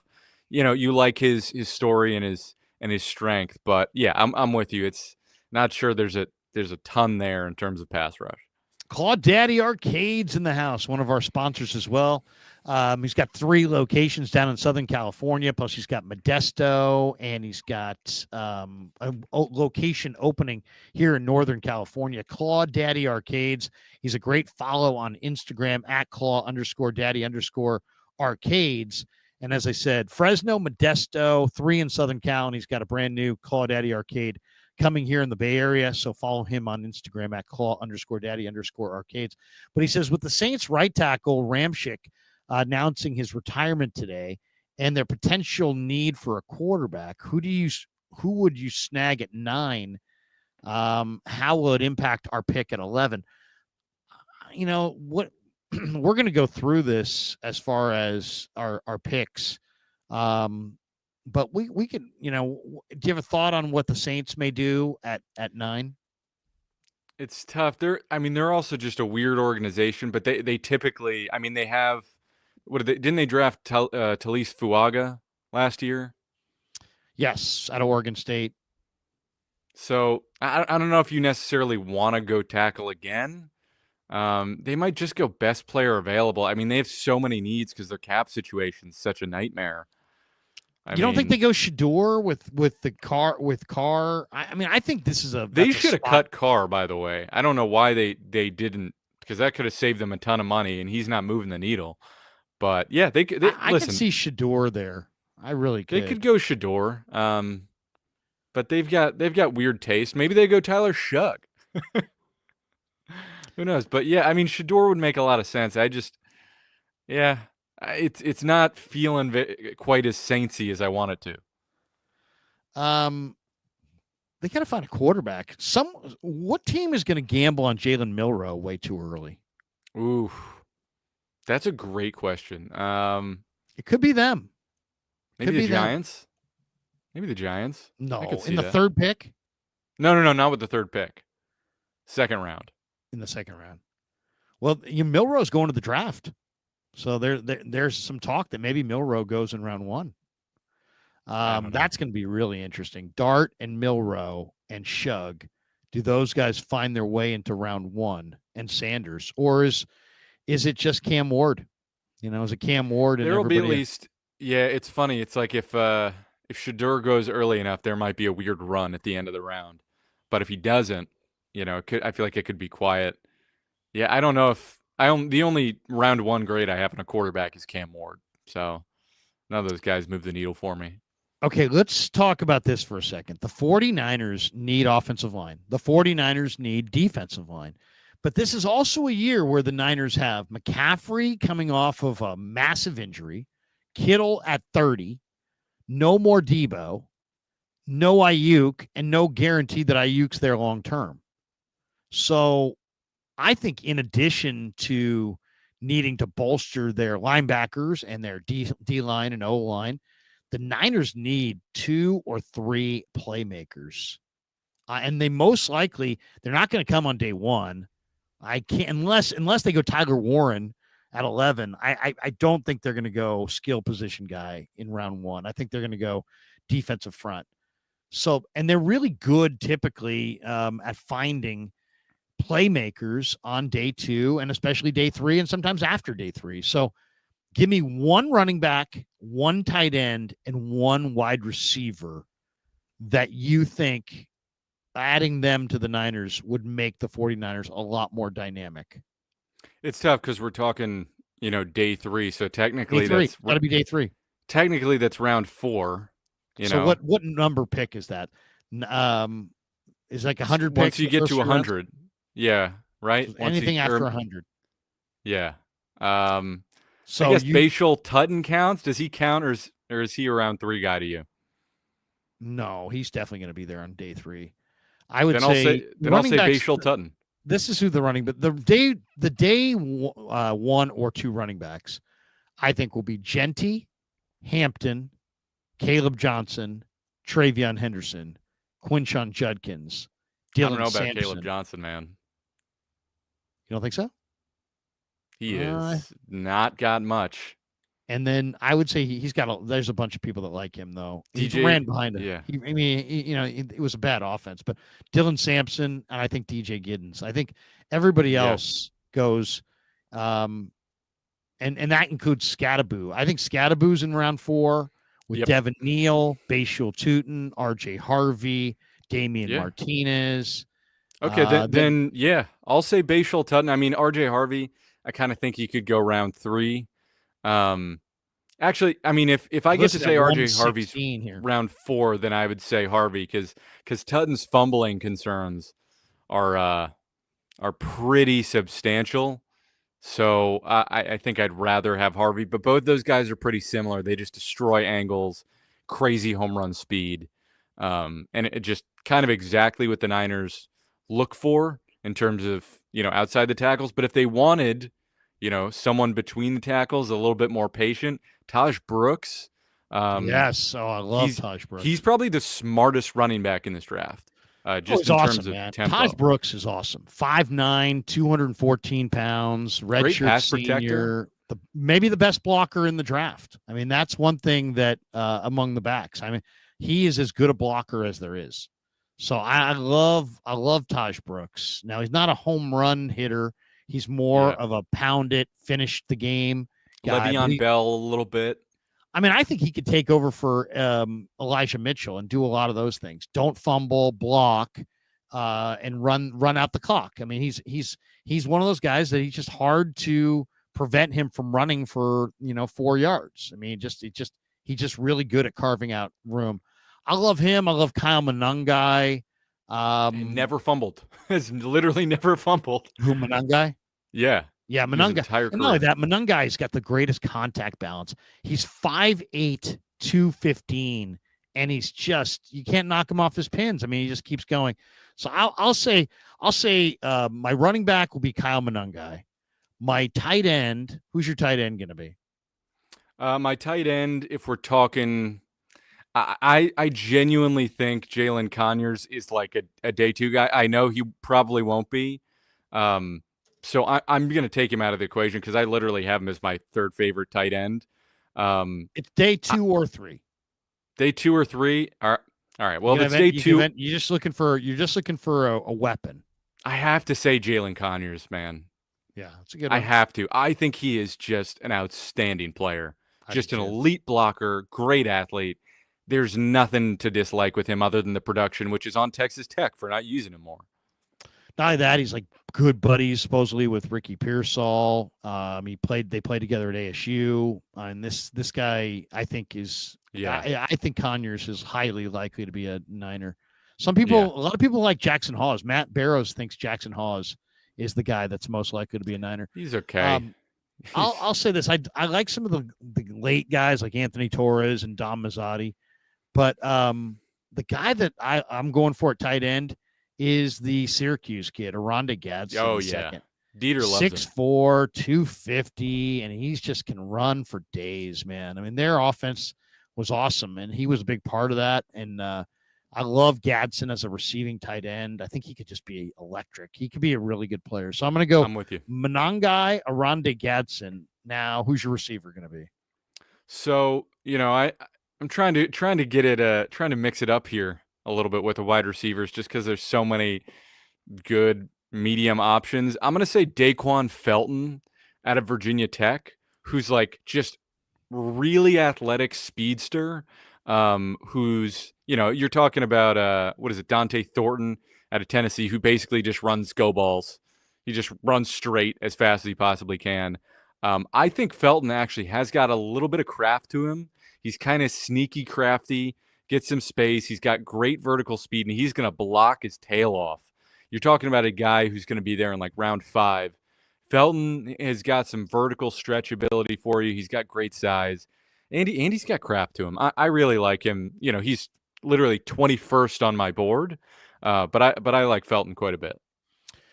Yeah, big, strong, 6'4", 220, but very fast, straight line fast. To me, there's some good players in this neighborhood. I mean, Jordan Watkins, Elijah Badger. I really like those two guys quite a bit. I would also throw out Andrew Armstrong out of Arkansas, who might just be the most undervalued wide receiver in this entire draft. Yeah. I mean, and there's others. I mean, Antoine Juice Wells and Ricky White, Keandre Lambert-Smith. These are all good players. I'm going to go, though, and what's the deal with Isaiah Bond? So I have him, initially I had him, in the 3rd round, but basically what happened with him, and it's, in the draft guide, is he was accused of sexual assault and turned him into police. So I crossed him off my draft board. I thought he was like perhaps the most slippery wide receiver in the class. He was so hard to cover, but I just would cross him completely off the board. My receiver, even though there are faster guys, I love Ty Felton. I love Jalen Royals. Felton's awesome. Kyle Williams, Trey Harris. The guys already named, I really like. But the receiver to me that when I watch him, I always think to myself, man, I would pay money to have this guy on the Niners because he's so ferocious as an offensive player that he's just an intimidating offensive player. And that's Savion Williams from TCU. He is the definition of running angry. I mean, he's a wildcat quarterback. You can direct snap it to him on the goal line. I think you can use this guy as a running back. You can use this guy as an end arounds. and he runs violent, and he's explosive, and he's big. I mean, talk about 6'4", 225. You know, really he's a ripped. guy that is just, even Too if big. he doesn't develop his craft, I think he's like great vertical wide receiver. I think he needs to develop in terms of cutting inside and crossers. But he's a guy that's just like gonna have utility in the NFL, even if that's like as a Cordero Patterson type. Like, you know, there's a little like Laviska Shenault there, but he doesn't have the injury, and he's, I think, much more athletic. I like him a lot. I have him over Besh, which, you know, I know some people will disagree with, but I like Savion a lot. I'll tell you the other guy that I would, you know, if I didn't go Savion, if I went Monangai or Rondé Gadsden, I'm looking for that receiver. The guy that I really think is special, and I'm having him on the show next week as well. And I'm really fired up about it because the more I watch his film, the more I think, God, this guy is really special. He's got this weird extra explosive gear to him. And it's Jalen Knoll from Iowa State. I just He's think the better Iowa State wide receiver, in my opinion, of the two between him and Higgins. Yep. I mean, I think they both were productive and they both caught a lot of balls. So it's like they both scored touch. I mean, both had like 80 catches and 9 touchdowns. So Higgins is big and smooth, and Knoll's 5'9", 196, but Knoll is just awesome. I think Knoll looks like a Pro Bowl receiver to me. Dude, he is the best route runner in this class. He's going to be on the Krugerrands in the fantasy league next year. He's awesome. He's awesome. And he's like a muscle. Like, he's just built like a human muscle. Like, he's and like his run after the catch, Jake, is really explosive. He's like a jacked Cooper Kupp, like a maxed out Pop Douglas. That's the shades of that I have him in the draft guide. You compared him to Pop Douglas. A maxed out Pop Douglas. Yeah. That's interesting. I wouldn't have thought that. He's definitely a good player, though. I mean, he's, you're talking Jalen Knoll is I think a player that's going to step right into the NFL, and he's going to produce. And he's just really, he's like electric. It's hard to kind of understand how electric this guy is. It's like some guys, they run certain speed, and then you see them, they just run by everybody. See if I could give you an example of his speed here. Yeah, I think I got something. Yeah, he met with okay, here it is. This is it's 30 seconds. We'll share the screen on this one. You can see Knoll. I really like him. The more I watch him, I'm like, God, this guy is really good. And he's small. He's a small receiver. Okay, hold on. May want to turn the music down a little bit. There we go. I didn't make the video. I'm just showing you the video. Okay, here we go. Here's Jalen Knoll. I mean, you see the rocker step. I mean, he's got like a different gear. He attacks leverage in a way that not many people can. Well, the other thing too, it's like, now he's covered there, which is an amazing catch. But when I see a lot of his catches, he separates. There's a lot of separation here. Like when you watch a lot of his catches, he's sometimes the only guy on the screen. Yeah, and it's like what I was saying is like Debo had sneaky contested catch ability for a guy who's not that tall. Even though Noel has like shorter arms, he catches everything, man, and he attacks the ball. It's just almost impossible to dislike him. Oh, he's just got he's just explosive. I like somebody saying that the 49ers have too many route runners. Yeah, it's bad to be able to run routes. Well, I mean, I think what he's saying. I know is what he's trying to say, but yeah, what? I know what he's saying. Mark says Lampkin interview with Steph on Steph was great. Love that kid. Yeah, did you see Willie Lampkin? His interview. I mean, Willie Lampkin. He's gonna make it in the NFL.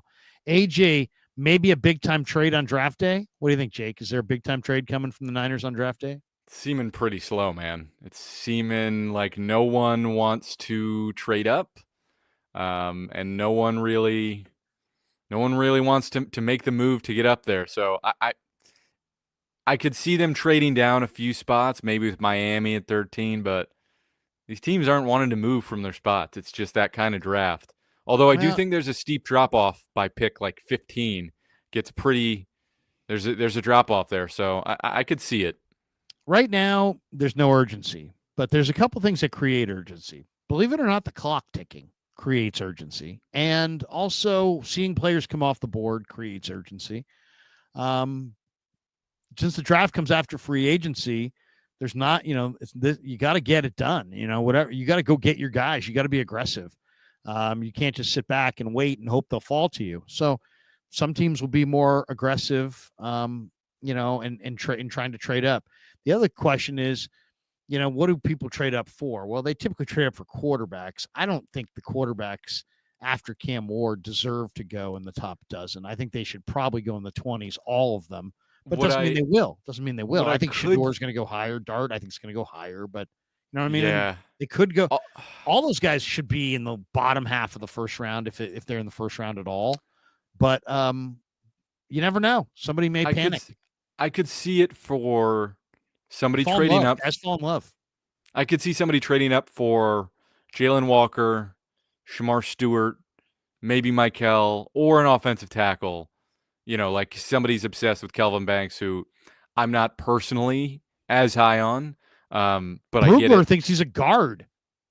Yeah, I kind of get it. I don't necessarily think he's a guard, but he might just not be. I don't know. There's some people who think he's just outstanding. I've got some concerns. He gets tipped over pretty easily. But I could see somebody trading up for like a tackle or a defensive end. But I kind of think these teams want to hold pat. Robert Spang says $1.99 super sticker. Jake, there you go. We got this one from Silent. How bad is Parag really? Why still involve him? I mean, bad. I mean, that's a kind of. It's hard. It's hard to like say somebody's bad at their job when, he's managing a lot. I think the problem with Parag is that he's like managing, a soccer team. In addition, he's managing Leeds United, and they're like, sending him to run Rangers FC, which is like arguably the most popular team in Scotland, probably second. Somebody in Glasgow is going to have my head for saying they're not the most popular team in Scotland. Severe rivalry that the 49ers are getting themselves into out there. Prague is like managing two soccer teams and the 49ers, so they need to get him some help. Skyscraper 3000 new member. Pine Needle says, hey, here you go. Larry, Ahmed Hassanain, steal of the draft, a defensive lineman from Boise State. I have seen him, and I love the motor. And the guy plays super hard, that's for sure. He's got a great story. But I do think he's a developmental UDFA. I think he's an undrafted player. Andrew H., no Giles Jackson. Did I mention Giles Jackson to you yet?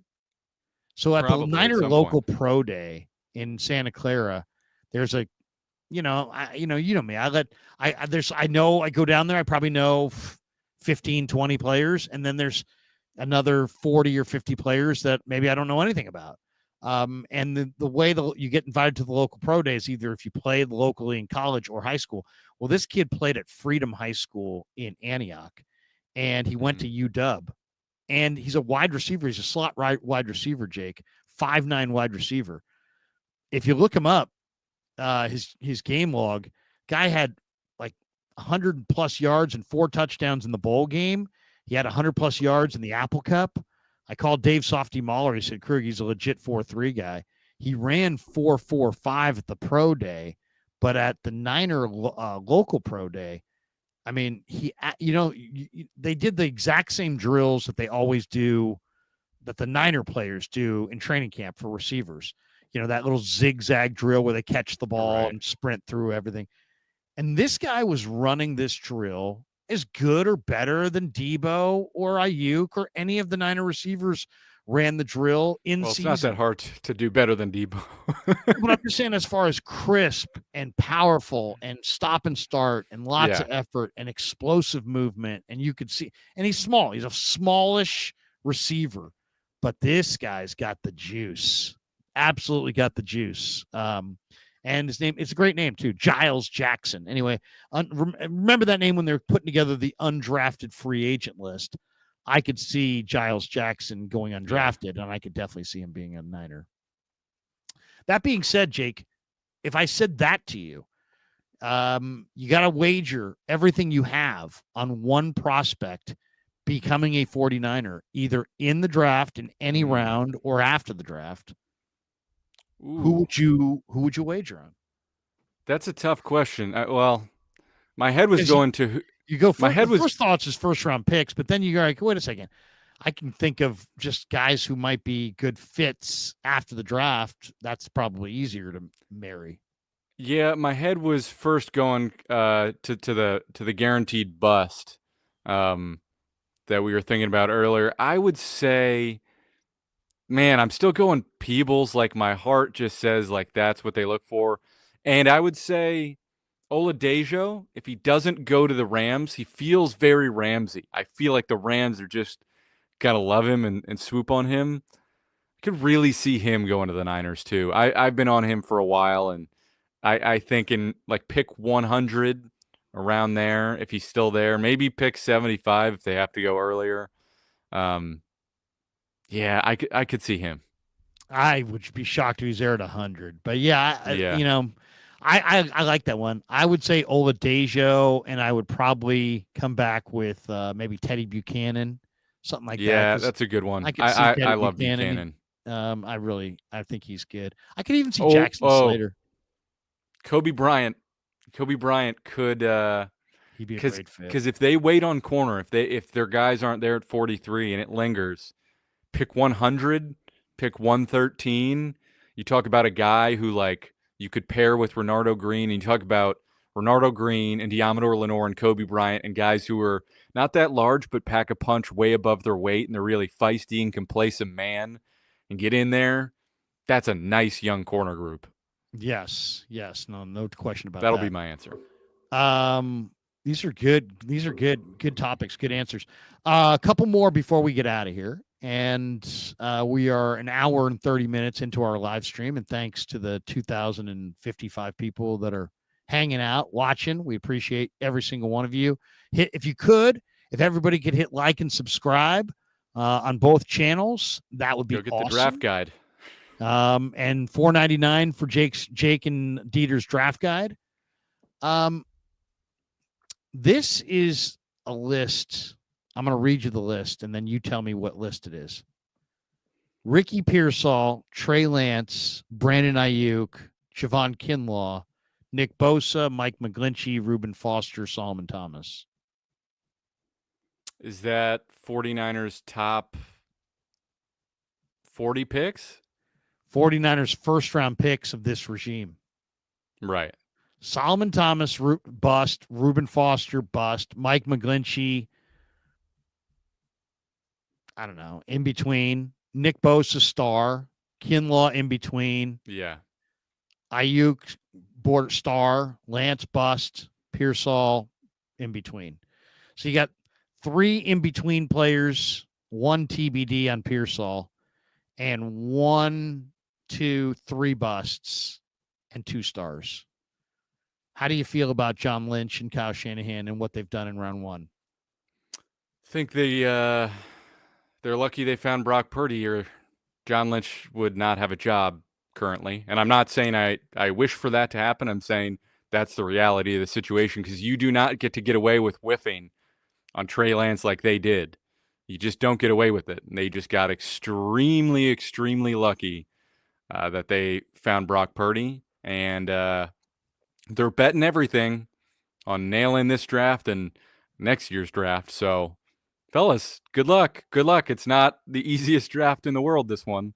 And you don't have – it's like they saw what they did last year, and they think they're just going to absolutely nail it every single year. So, it's going to be a tough line to walk. Predict a bust. Deion Walker. The gigantic defensive tackle from Kentucky. Yeah, the worst leverage I've seen of any player in years, who looks at times like one of the best, like not one of the best prospects. At times you're like, oh my God, this guy's going to dominate. He's outstanding. He's huge. And then you just watch just horrendous pad level and no tact whatsoever. And you watch a guy who's half his size just put one hand up there and stonewall him. So I'll say Deion Walker's going to be a bust. Bust is hard. It's so hard because it's like a lot of these players are not necessarily thought to be great. You know what I mean? So it's like, if you say, whatever, some players a bust, it's like. You want me to say Kenneth Grant? I'll say Kenneth Grant because he's either going to be incredible or a mess. Oh, I like Kenneth Grant. Grant, but I can see there's work to be done there. His bad plays are bad. He goes to the wrong situation, it's going to be a nightmare. I kind of think, wow, it's tough. It's a tough one. Jackson Dart. What's that? Jackson Dart. Yeah, I'll go quarterbacks. I think Sanders, Dart, Milroe, all busts, and they're all going in the first round. I think they're all going in the top 50 picks, let's say, and I think they're all going to be busts. Just people trying to create something where it doesn't exist. I don't. To me, I like Cam, but after that, I'd much rather take my shot further down the board with Shuck, Ewers, McCord, Riley Leonard, your guy Brosmer, Cam Miller. You know what really impressed me? Brady Cook and also Seth Hennigan. Dude, Seth Hennigan is smart as a whip and accurate as hell. And he's 6'3", 213 pounds. He's kind of a quiet kid. But if you watch the Gruden quarterback thing on him, Gruden at the end is like, this kid's got a completely photographic memory. It was crazy how quickly he was crunching all these variables and spitting it all out. Yeah, he strikes me as like a career excellent backup, Yeah, probably a backup. But a couple of these quarterbacks are kind of interesting. I would say, bust for Dart, bust for Milroe, bust for Sanders. Okay. Blankety blank, no matter what. Like Sonny Weaver had his Vontae Mack, no matter what. Who is your blankety blank, no matter what? Vernon Broughton. Wow, the Texas D lineman. Yeah, but if we're talking about at 11, it's Michael. So no, just period. Just period. Anybody. Vernon Broughton. He is, again, I've talked about him, I think, more than any human aside from his family. But I've been on him from the start, and I just think there is such a high floor and there's a high ceiling too. You watched him destroy Ohio State. He can hold up against double teams. He can split. His hands are strong. He's got way more wiggle than anyone as large as he is should possibly have. Vernon Broughton's my favorite player in this whole draft. Been on him from the start. And, I can't say enough good things about him. Wow. What's his best position on the D-line in your mind? I think I think 3 tech, but I think he's a guy that could play nose for you if you needed him to in a pinch, but I think he is a 3 tech. All right.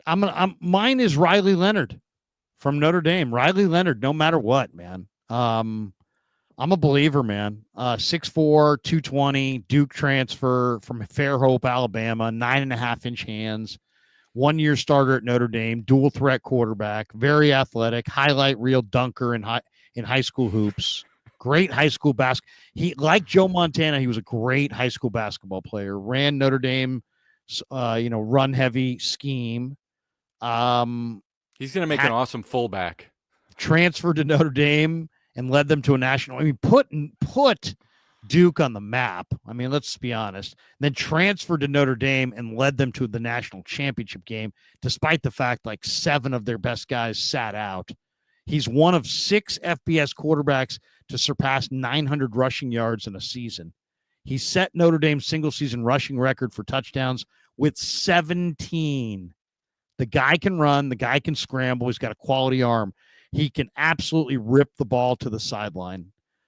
Elite makeup, super competitive winner. Needs development in the NFL as an NFL passer. Needs to develop better rhythm in the pocket. He's got no rhythm. Projected by Brugler in the 4th or 5th round. Projects by Brugler as a backup. I think he's a starter. Quick acceleration to avoid the rush. 8 carries of 20-plus yards this year. Not afraid. Will throw his body around. That reminds me a lot of Steve Young. He will wildly throw his body around. Deep ball accuracy, can drop it in the bucket like Russell Wilson. Muddy pocket doesn't bother this kid at all. Can throw off different platforms, different arm angles. Authentic leader who's humble and respectful, who's hyper competitive. That reminds me of Brock. Reminds me of Joe. Team captain at Duke, team captain at Notre Dame, 27-10 as a starter, and he played at freaking Duke. I mean, seriously, Duke doesn't win. Wasn't asked to throw downfield much at Notre Dame, 89th in the FBS with a 178 yards per game passing number this year. But I love this kid. Here's what I said. Here's what I said about him. He's probably a fun backup that's going to have some moments in the league and get way overhyped. He's going to have a little Tebow moment.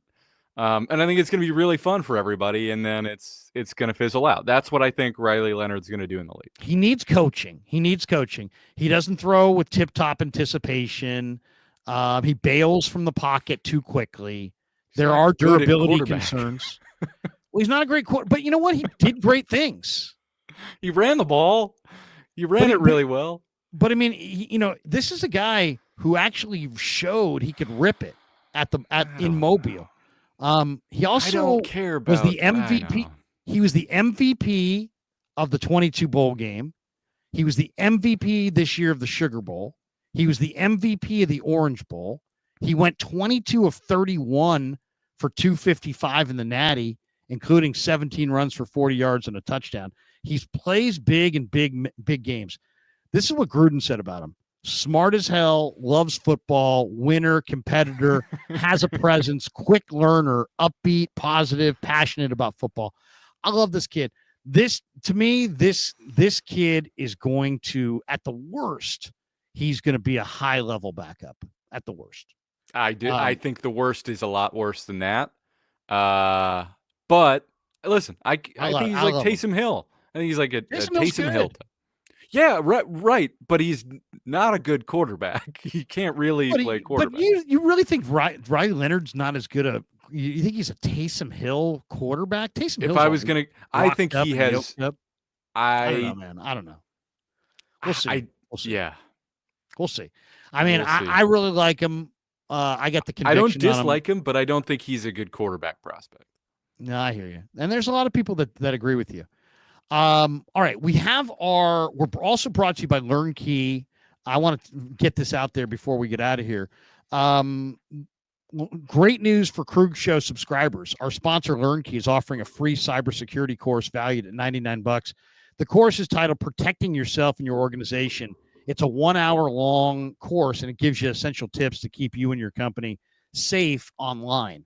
It's a limited time offer, so don't miss out. Click the link in the description of the video of the live stream to claim your free course and start learning today at upskill.learnkey.com. And while we're telling you about LearnKey, they're sponsoring our NFL Draft Challenge, which we're going to do right now. April, we have our April NFL Draft Challenge, where all you got to do is predict the top 12 picks of the draft, and you can win a $100 Visa gift card. Totally free to enter. Just fill out the Google form linked below in the description and your predictions for picks 1 through 12. And then entries will be graded on how many correct player to pick matches you get. First place wins a $100 gift card, Visa gift card. Second place wins a $50 Visa gift card. Both winners will be coming on the Krug Show during draft weekend. So hit the link. Lock in your draft board. Let's see who really knows their draft and knows their football. Good luck, and big thanks to LearnKey Upskill Academy for sponsoring the show and, of course, this contest. And on that note, let's go to the mock, Jake, and let's run it down. Let's see. Why don't we? One, we both know Cam Ward's going 1. All right, so that we know. Number 2, who's going to Cleveland? Is it going to be Abdul Carter? Is it going to be Travis Hunter? Or is it going to be a surprise? Or I'll say Shador? Hunter. I'll say it's going to be Travis Hunter.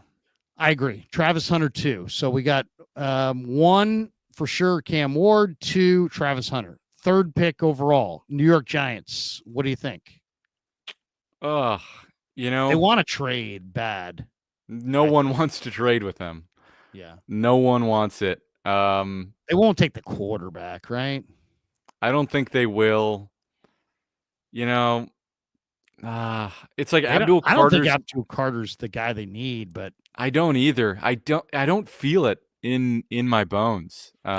in some ways, I kind of feel like the Giants, even if it wasn't such a stigma against running backs, would and probably should, after getting rid of Barkley, and you have Malik Neighbors and you have Russell Wilson at quarterback, you might as well go with Genty and try to win some games.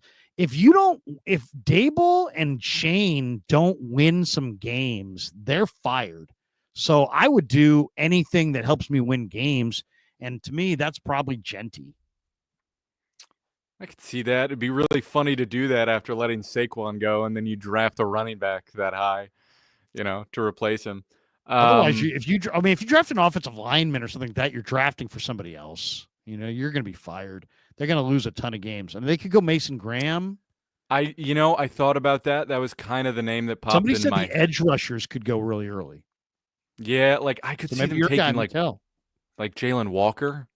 I could see that. I feel like I'm gonna say Jalen Walker. I know that's kind of a wild one. Yeah, I'm gonna say Jalen Walker. Larry, we're trying to have fun here. We're trying to have a I love it. show. I love it. Hey, there's not a big difference between Abdul Carter and Jalen Walker as far as size and production.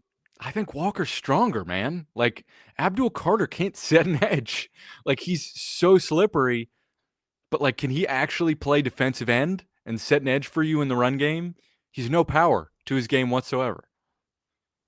Plus, you got a foot injury. You got to investigate. He tore his shoulder, and he's got a foot injury, and he's got 3 arrests that have to be investigated. So I mean, come on, he's not the cleanest prospect for sure. So you're going Jalen Walker. Yeah. Now that would be intriguing, but I will say this: the one thing that is absolutely true is Jalen Walker, if you believe in his football ability, is a cleaner prospect than Abdul Carter, because he produced on a great team in a great conference. And he's not only he was like the leader, he was, the star. I mean, Jalen Walker's a pretty special player. I describe him as a Patrick hunter. Willis. I describe him as a hunter, man. He just triggers and he's got a great rip. Like, even though the size is a concern for an actual edge, like he's probably more of a 3-4 outside backer, but he knows how to play ball, man. My guess here is that the Giants do a small trade, like maybe trade down with like Jacksonville, who goes up ahead of New England, or Vegas, who comes up to go get Shador. Yeah, I know they just extended. I think somebody might want to come up for Carter, you would think, but yeah, I mean, I could see the Giants wanting to trade, but I'll say they go Carter at 3 with what they have, but I don't feel they seem like they need something that's not Carter. You know what I mean? Yeah. For New England, I would say is going Campbell. I think the whole message of here's the other thing with the Niners. I kind of think the Niners mindset in this draft is going to be help Purdy. And I think the Patriots mindset in this draft is going to be help Drake May. And I think they're going to do it with Campbell right here. Yeah, I'm with you. I think it's Campbell. There's a lot of smoke there. Could also see Membu, but I'm going to say Campbell. I'm going to go with you.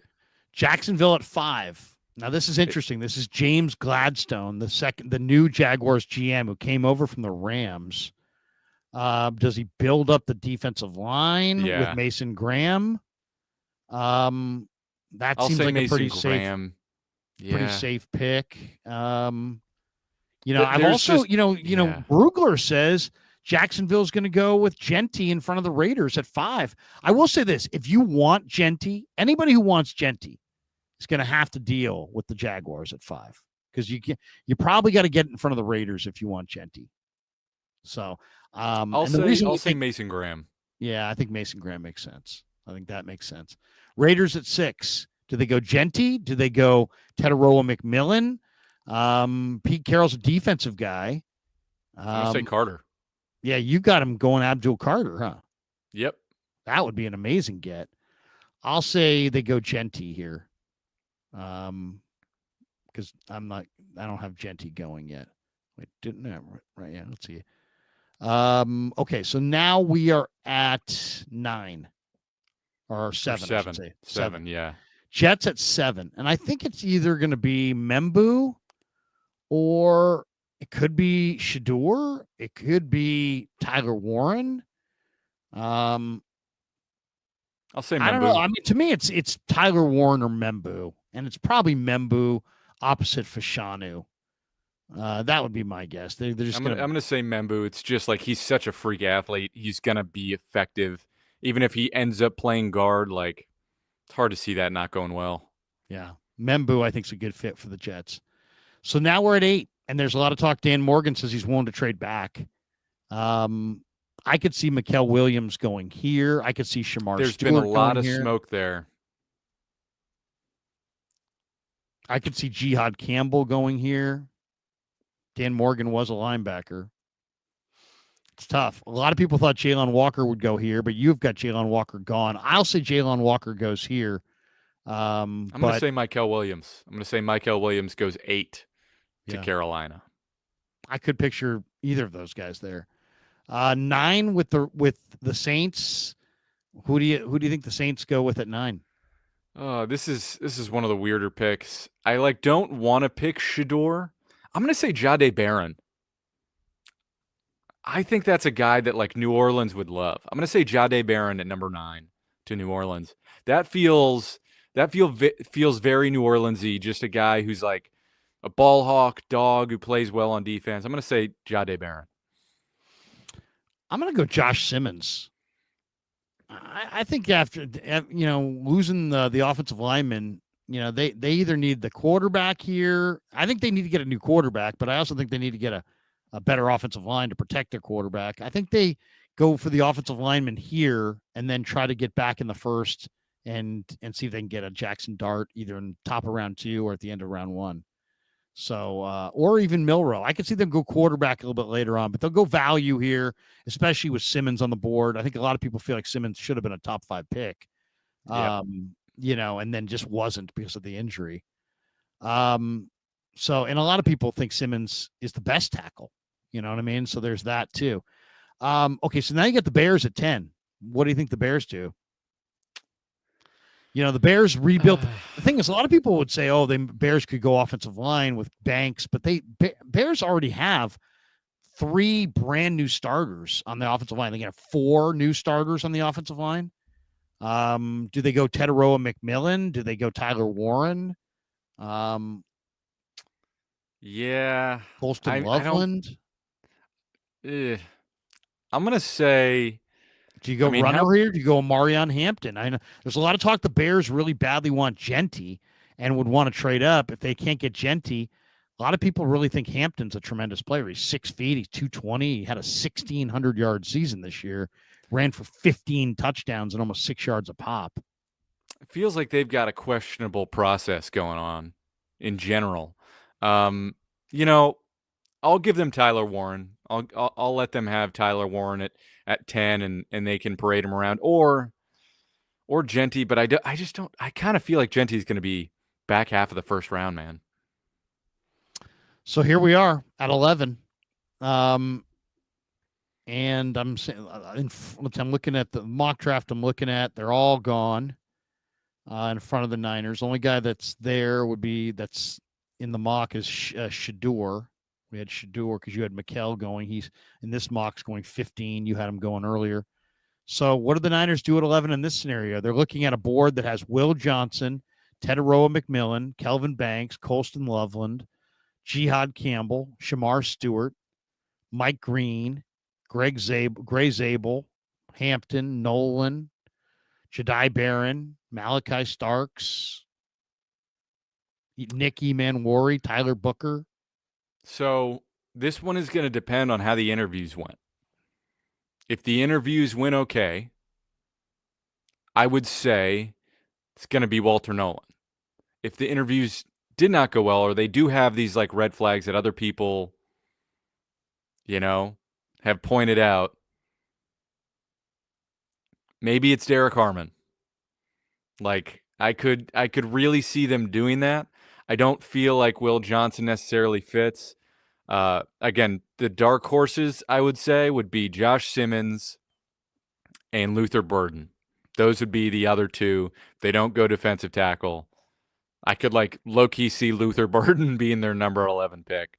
I think Wow. that's kind of a wild choice. And again, if it ends up like this, trading back makes a lot of sense, even if it's a couple picks, pick up some other value, because how much is the difference between Nolan and Harmon if you're there?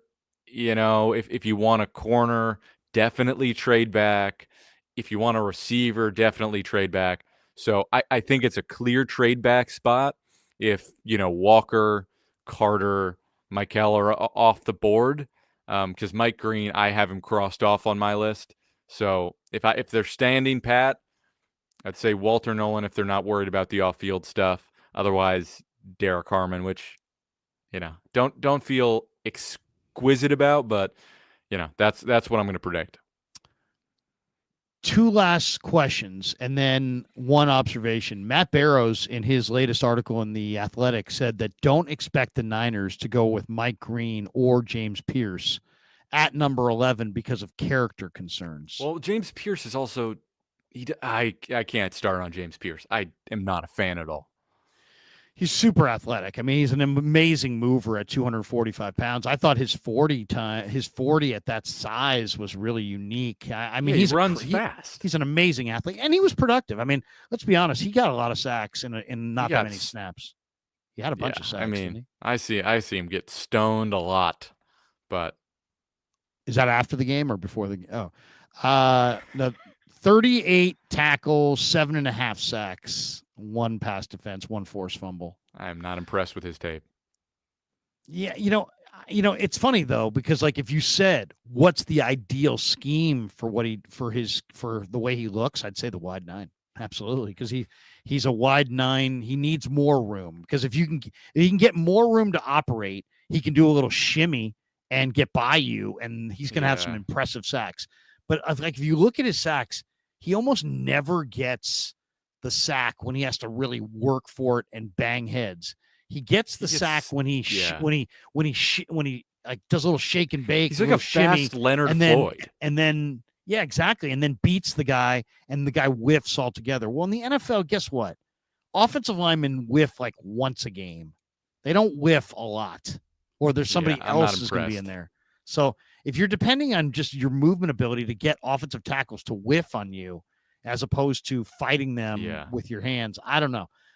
Pierce is an enormous talent. I'll say that. Sure.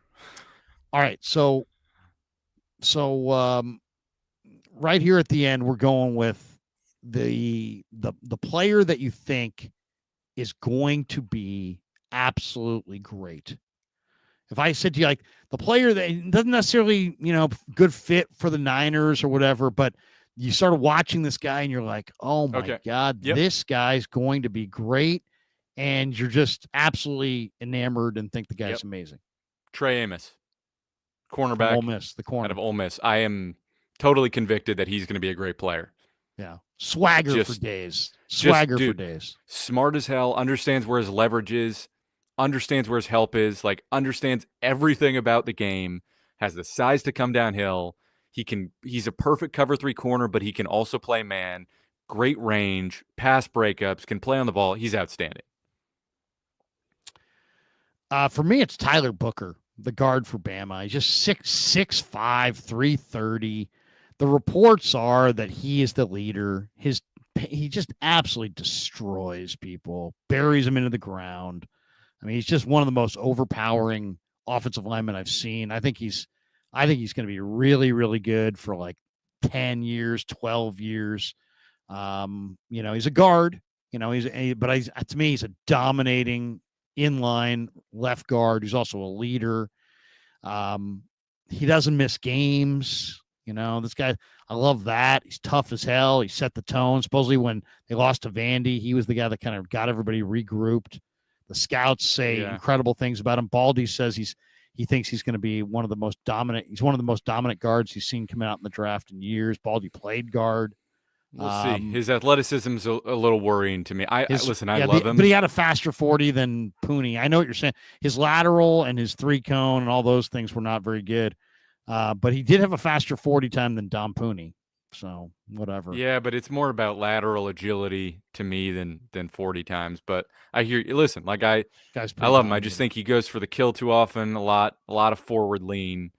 Could have some worrying tendencies and might be like a gap limited player. But listen, I love him. He plays angry. He finishes. He's awesome. Last question of the night. Give me the we've seen these drafts and you haven't done your own draft guide. The one thing I thought was an impressive quote was Eric DaCosta spoke to the media the other day, the Ravens GM, and he said normally we struggle to find 165 draftable players, and this year we have like 247 or something like that, or 237. It was like some ridiculous thing. So he's like, hey, get ready for the mid and late rounds to be productive and be able to find some starters and guys that are really pretty useful. And I see the same thing, which is why it's so intriguing on the trade back if you can get somebody to trade up, because the 5th round pick may start for you. The 6th round pick may be able to play for you. And I think there'll be a number of undrafted players that are really, really good. And the 49ers do well in this pool of players. And I think they should probably have a good amount of money and a good amount of opportunity. You get the way you win the undrafted market is if you have, you target the right guys, but if you offer a lot of money and if you offer opportunity, and the 49ers are going to probably offer both. They offered Evan Anderson last year $380,000 guaranteed, and they got themselves a good defensive tackle. So they know what they're doing, and they're very likely to land some really good undrafted players because they've done a really good job here. Give me an undrafted player, a player that you really like, that you're absolutely convinced is going to be good, but will not be drafted. Ooh, this is a tough one. I mean, safeties, there's a lot of safeties who could go undrafted. I don't think Dan Jackson will go undrafted. It's kind of tricky because he's like supposed to be a late round guy, but I just think he's an outstanding player. Man, I don't know if I have like a go-to late round guy. Who's At yours? any position? Well, I got a bunch, but there's this one that I really love, and I saw him in the HBC All-Star game. Oh yeah. And we were talking about him before, and supposedly the Ravens really like him, according to Robert McDaniel is his name. Yeah. And I forget who he played for. You looked it up, didn't you? He played for Jackson State. Yeah. And he's like leads the nation in penalties. Strong safety. He had a private workout with the Commanders. Commanders really like him. The guy's a hitter. The guy's an absolute hitter. And I love the physicality. Big athletic safety with a high motor, super physical, excels in the box, but he's got some versatility. He can play multiple positions. He's got speed to run with receivers. He's got a high football IQ to diagnose. And he's just a great athlete, and he's a hard hitter. And tremendous size, too. I mean, you're talking about a good size safety. You're talking about a player who's 6'2", 213 pounds. He's listed in Draft Tech as the 40th safety, number 512 overall. So he's not going to be drafted most likely. I mean, he could be a day 7, round 7 guy, day 3 guy.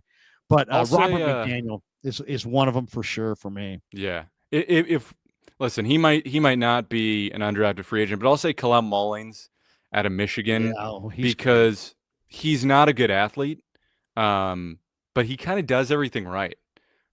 Like he could just be an outstanding third down back, kind of blocks well, has some feel as a receiver. Blocker, special teamer, guy who just hangs around as like a team's third running back forever. You're like, oh, who's that third running back on the Denver Broncos? It's Khalil Mullins. So I'll give you him as an undrafted free agent who just understands the position really well. Yeah, I got one more that I really like. I mean, there's a lot of good running backs. Shunderick Powell, Josh Williams from LSU, I think is a good back. Jalen White, Georgia Southern, good running back. But I'm going to say, and Ulysses Bentley the fourth. What a great name, and he's a pretty good back. But there's a couple guys that I really like. Lam Larison from UC Davis is interesting. Montrell Johnson. But I think a guy who's not going to be drafted is Ja'Cory Krosky-Merritt from Arizona. I think he will. You think he's going to get drafted? Yeah, I think he was the MVP of the Shrine Game, but most of the drafts I'm looking at say that he's going to go. He's 230 on the list. You think he gets drafted? I think he gets drafted. I think he's a really good athlete, and you watch him, and it is very clear. Like, I know he had the eligibility issue, and so that was why he only played one game for Arizona. But in that one game, it pops off the tape. I just think he's a natural runner. But man, I'll give you another one. Burst. Chandler Martin for Memphis. Now, he's listed as the 23rd linebacker. He's number 461 on the list. But a lot of people, a lot of teams showed interest in him. I love that kid. 6 feet, 230-pound linebacker. But he's an alpha. He's a true alpha. He's the leader of the team. He's a smart kid. He's a great kid. He's athletic as hell. He loves to play. Super family. Yep. Chandler Martin is going to be he's going to make it in the NFL. I've got one last one for you just because my guy Kenny in the chat just threw it. Maliki Matavao out of UCLA because I do think he could be an undrafted guy. I describe him as lunky. But he's going to be like the third tight end on a roster that everybody loves just because he's like a giant dude who's got a little something to him. And you're like, he's not a good player, but he is like a tough possession receiver, and if he figures it out, he could be a driving blocker, kind of like a John Bates type in an ideal world. But he's just a big dude, and I think he's just going to be kind of like a favorite who sticks around on a roster. Good name for sure. Yep. Maliki Matavao. Yeah. I'll meet him and I'll go with Rivaldo Fairweather, who's an Auburn tight end who's got really long arms, and he kind of plays bigger than he is because he's 6'3", 246, but he's got like 84-inch wingspan, huge long arms, and he's strong at the point of attack as a blocker, but he's kind of a developing receiver. Football's really important to him. Yeah. So he's one of these guys that stays after practice and is on the jugs gun and is working on his hands. And the Niners met with him. I really like this prospect, Rivaldo Fairweather, and I could see him being a invite to camp after the draft. All right. That is going to do it for us. Jake, tell people again, if they want the draft guide, what's the best way to go about doing it? Yeah, so Dieter and Hutch YouTube channel. Just go there on desktop. Phone's weird. Just go there on desktop, click the join button, sign up as an official Sicko. The draft guide will be right there for you. Folks, I'm not great at promoting myself, but I put in hours to this thing. It has 225 plus individual player breakdowns, 147 pages. There's icons describing players. There's superlatives. There's comparisons. It's good stuff.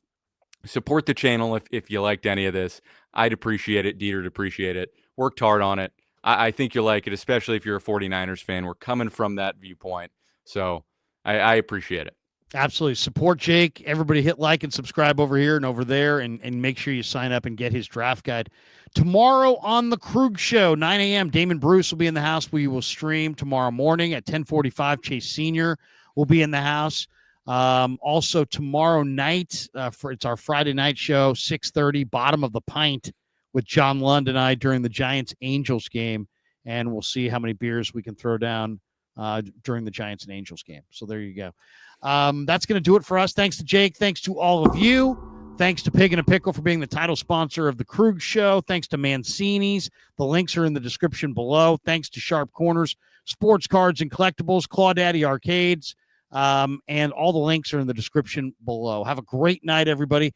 Thanks for supporting the Krug Show. And for Jake, I'm Larry. Have a great night. Peace. Yeah, never met a man I've been scared of. Careful, you gon'